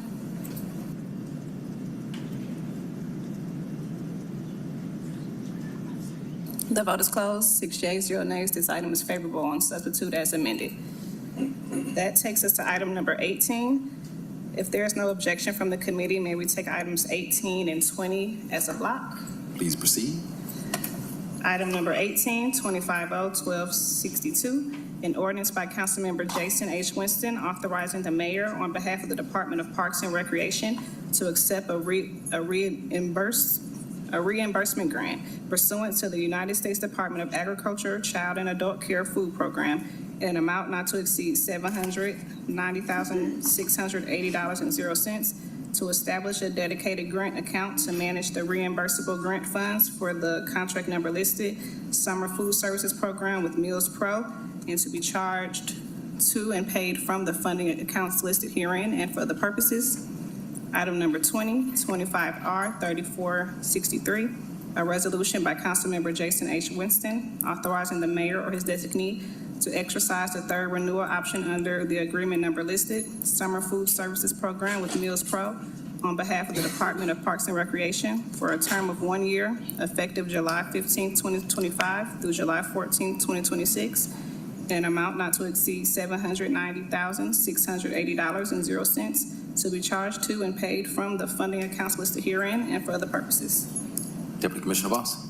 Thank you, Mr. Chair and members of council. This is a great program. Since 1975, the city of Atlanta has providing summer food service to our children. We last year provided over 110,000 meals, 48,000 breakfasts, 62,000 lunches. We offer them at 7 outdoor pools and up to 45 different sites. That's in all of our rec centers as well as off-site sites. This year, we're offering a new program called Plates in the Park, where our staff is actually going to do cooking demonstrations with our youth. And in previous years, the last 2 years, our program has received 100% full reimbursement for this program. So if I have any questions, I'm happy to answer them, but fully support this program and hope you do too. Got a motion to approve, second by Councilmember Bakhtiari. If you could please open the vote.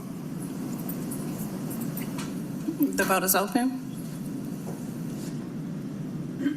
The vote is closed. 6 yeas, 0 nays. These items are favorable. Just as a point of clarification, number 17, 250-1252 is a dual referral, so it will go on to FEC tomorrow. Thank you. That takes us to item number 19, 25R3446, a resolution by Councilmember Byron Amos authorizing the city of Atlanta to donate a total amount not to exceed $150,000.00 to the West Side Future Fund pursuant to Section 6-306 of the City of Atlanta's Charter to support the creation of affordable housing on formerly blighted and distressed properties, authorizing the mayor or his designee to enter into a donation agreement which shall detail the actions of West Side Future Fund and the redevelopment of blighted properties, to authorize the chief financial officer or his designee to make the donation authorized hereby from the accounts listed herein and for other purposes.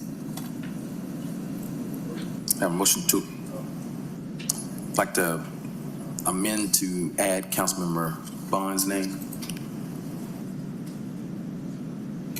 One moment.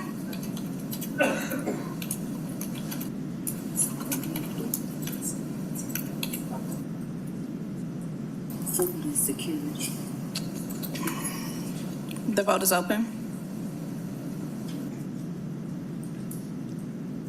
The vote is closed. 6 yeas, 0 nays. The amendment has been approved. Got a motion to approve by Councilmember Bond, second by Councilmember Bakhtiari. If you please open the vote. The vote is open.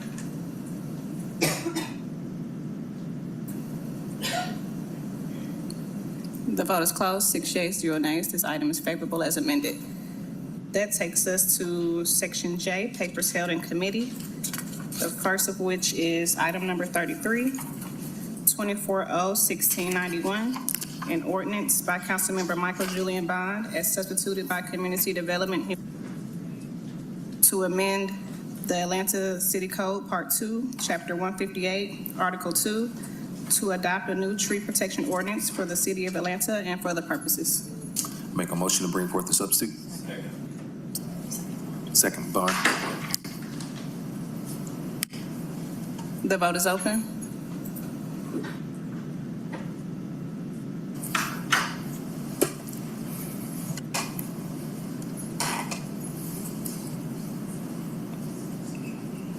Six yeas, 0 nays. The substitute is before you. We have a motion to hold by Councilmember Bond. I will second.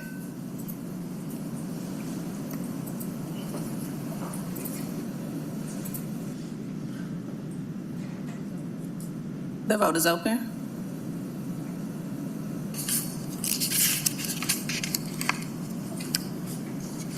The vote is closed. 6 yeas, 0 nays. This item is held in committee. That takes us to item number 34. May I have a motion to bring forth the substitute as the caption changes? Second.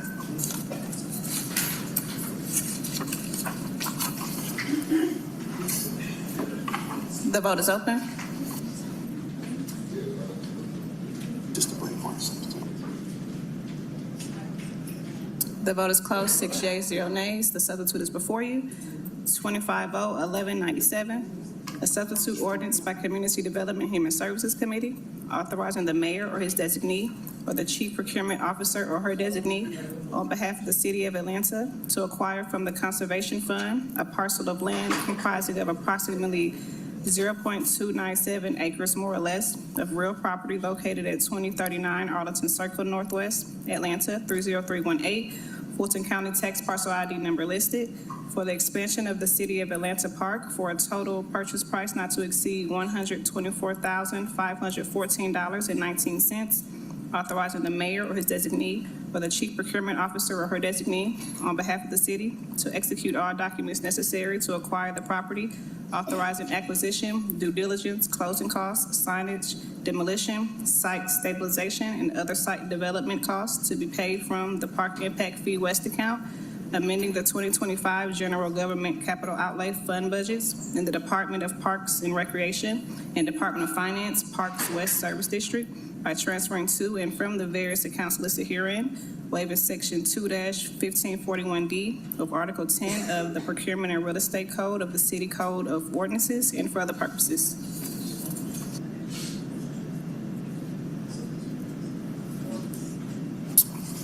Motion to approve by Councilmember Westmoreland, and second by Councilmember Bakhtiari. The vote is open.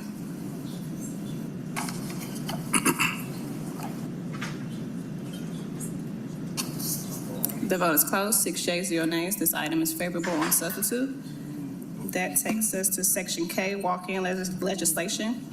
AMS ID number 37965, a resolution by Community Development Human Services Committee, a resolution authorizing the repeal of Resolution 24R4116, which authorized the City of Atlanta to enter into an agreement with Savvy Provisions, authorizing the mayor or his designee to enter into an agreement on behalf of the Department of Parks and Recreation with Terminus Commercial Real Estate Partners for a term of 10 years with one 5-year renewal option for the operation of a commercial business at the Grant Park Gateway rooftop pursuant to the requirements of the RFP listed, Grant Park Gateway Rooftop Restaurant Commercial Enterprise, and for other purposes. Commissioner Marr. Thank you. Rachel Marr, Deputy Commissioner of Partnerships and Enterprise in the Department of Parks and Rec. Very excited to speak to this legislation. As mentioned, it authorizes DPR to enter into an agreement with Terminus Commercial Real Estate Partners to occupy, design, construct, and manage the Grant Park Gateway rooftop restaurant space. We engaged Terminus after discussions with the first proponent awarded, declined to move forward. Terminus also submitted a responsive and reasonable offer in response to the RFP. So we're excited to see their vision come to life. The food hall includes 3 fresh food vendors, a 360 deli style counter, a grab and go market, coffee and tea, a full service bar, and a seating area with high top counters. So we're really excited to finally see this project move forward, and I'm happy to answer any questions. Thank you. Councilmember Dozier. Thank you, Mr. Chair. The previous vendor that was awarded a contract, I know they were awarded other contracts with the city as part of the broader food access initiative that the mayor's office has been leaning into. Do you know if those contracts are also moving forward, or are those also being reviewed for? I do not have information on their contract, on their other contracts. Okay, thank you. Thank you. And, I'll just add here that, sometimes when life throws you lemons, you make lemonade. We had an awardee who, for reasons unknown to us, decided that they didn't want to move forward with a contract with the city of Atlanta. So we were able to find someone that did. And so I'm very happy that we're able to move on with this space. We have someone who's eager and excited to be in. And so we look forward to getting them in as soon as possible. Second. I'll make a motion to approve. Second. Thank you. The vote is open. The vote is closed. 6 yeas, 0 nays. This item is favorable. And Mr. Chair, that is the end of our legislative items for today. Thank you. Any parting words from colleagues? Councilmember Dozier. Thank you, Mr. Chair. Just the last comment I have for today is wanted to invite the general public out to District 1 and District 4 for Atlanta Streets Alive that's returning back to Ralph David Abernathy Boulevard on Sunday, May the 18th from 2 to 6 p.m. It will be from Grant Park in District 1 all the way to Gordon White Park in District 4. I hope you spend most of your time and your hard-earned dollars in District 4, but I know my colleague will like to compete with me on that. But I hope to see y'all out there. It should be a great day for open streets. Thank you. Councilmember Bond. Thank you, Mr. Chair. I just want to remind you again to please join us out at Piedmont Park on Friday at 2 p.m. for the groundbreaking of the Vietnam Veterans Memorial. But before that, I'd like to invite the public and colleagues, and you all should have received an email or a letter in your box that we are hosting a luncheon in the old council chamber, the San Marcel Council Chamber, hosting a delegation from Montreal, Quebec, and for the La Renaissance Montreal Housing Exchange. This is an effort between the city of Montreal, city of New York, and hopefully the city of Atlanta and the council. We've approved legislation for this, for a dialogue on affordable housing, not just affordable housing as we do it here in the United States, but in a trilateral sense. And a presentation will be presented at the luncheon. Of course, we'll be joined by the Consul General's Office of Canada, and we will have Valerie Plante, the mayor of Quebec, here in the old council chamber on Friday. And of course, you have to register at Everbright and search my name. And tomorrow at the close of business is the last day. Public is invited, but space is limited. So we hope to have all of you all there to greet our friends from the north. Thank you. And then I'll add a couple of events happening in District 1 on Saturday at 4 p.m. in Grant Park. We'll have our neighborhood jazz series. So come on out to historic Grant Park from 4 to 7 p.m. to hear some great jazz music, prelude to the Jazz Festival in Park. I know Councilmember Dozier mentioned the Atlanta Streets Alive coming through Districts 4 and 1. So hang out in the #1 district in the city of Atlanta as long as you can on Sunday during Streets Alive and enjoy some good times. And then lastly, I just want to congratulate the Carver High School girls track team who won a state championship for the first time since 1969. So congratulations to the girls track team at Carver High School. So, seeing no other parting words, we stand adjourned. Oh, thank God. Oh, sorry.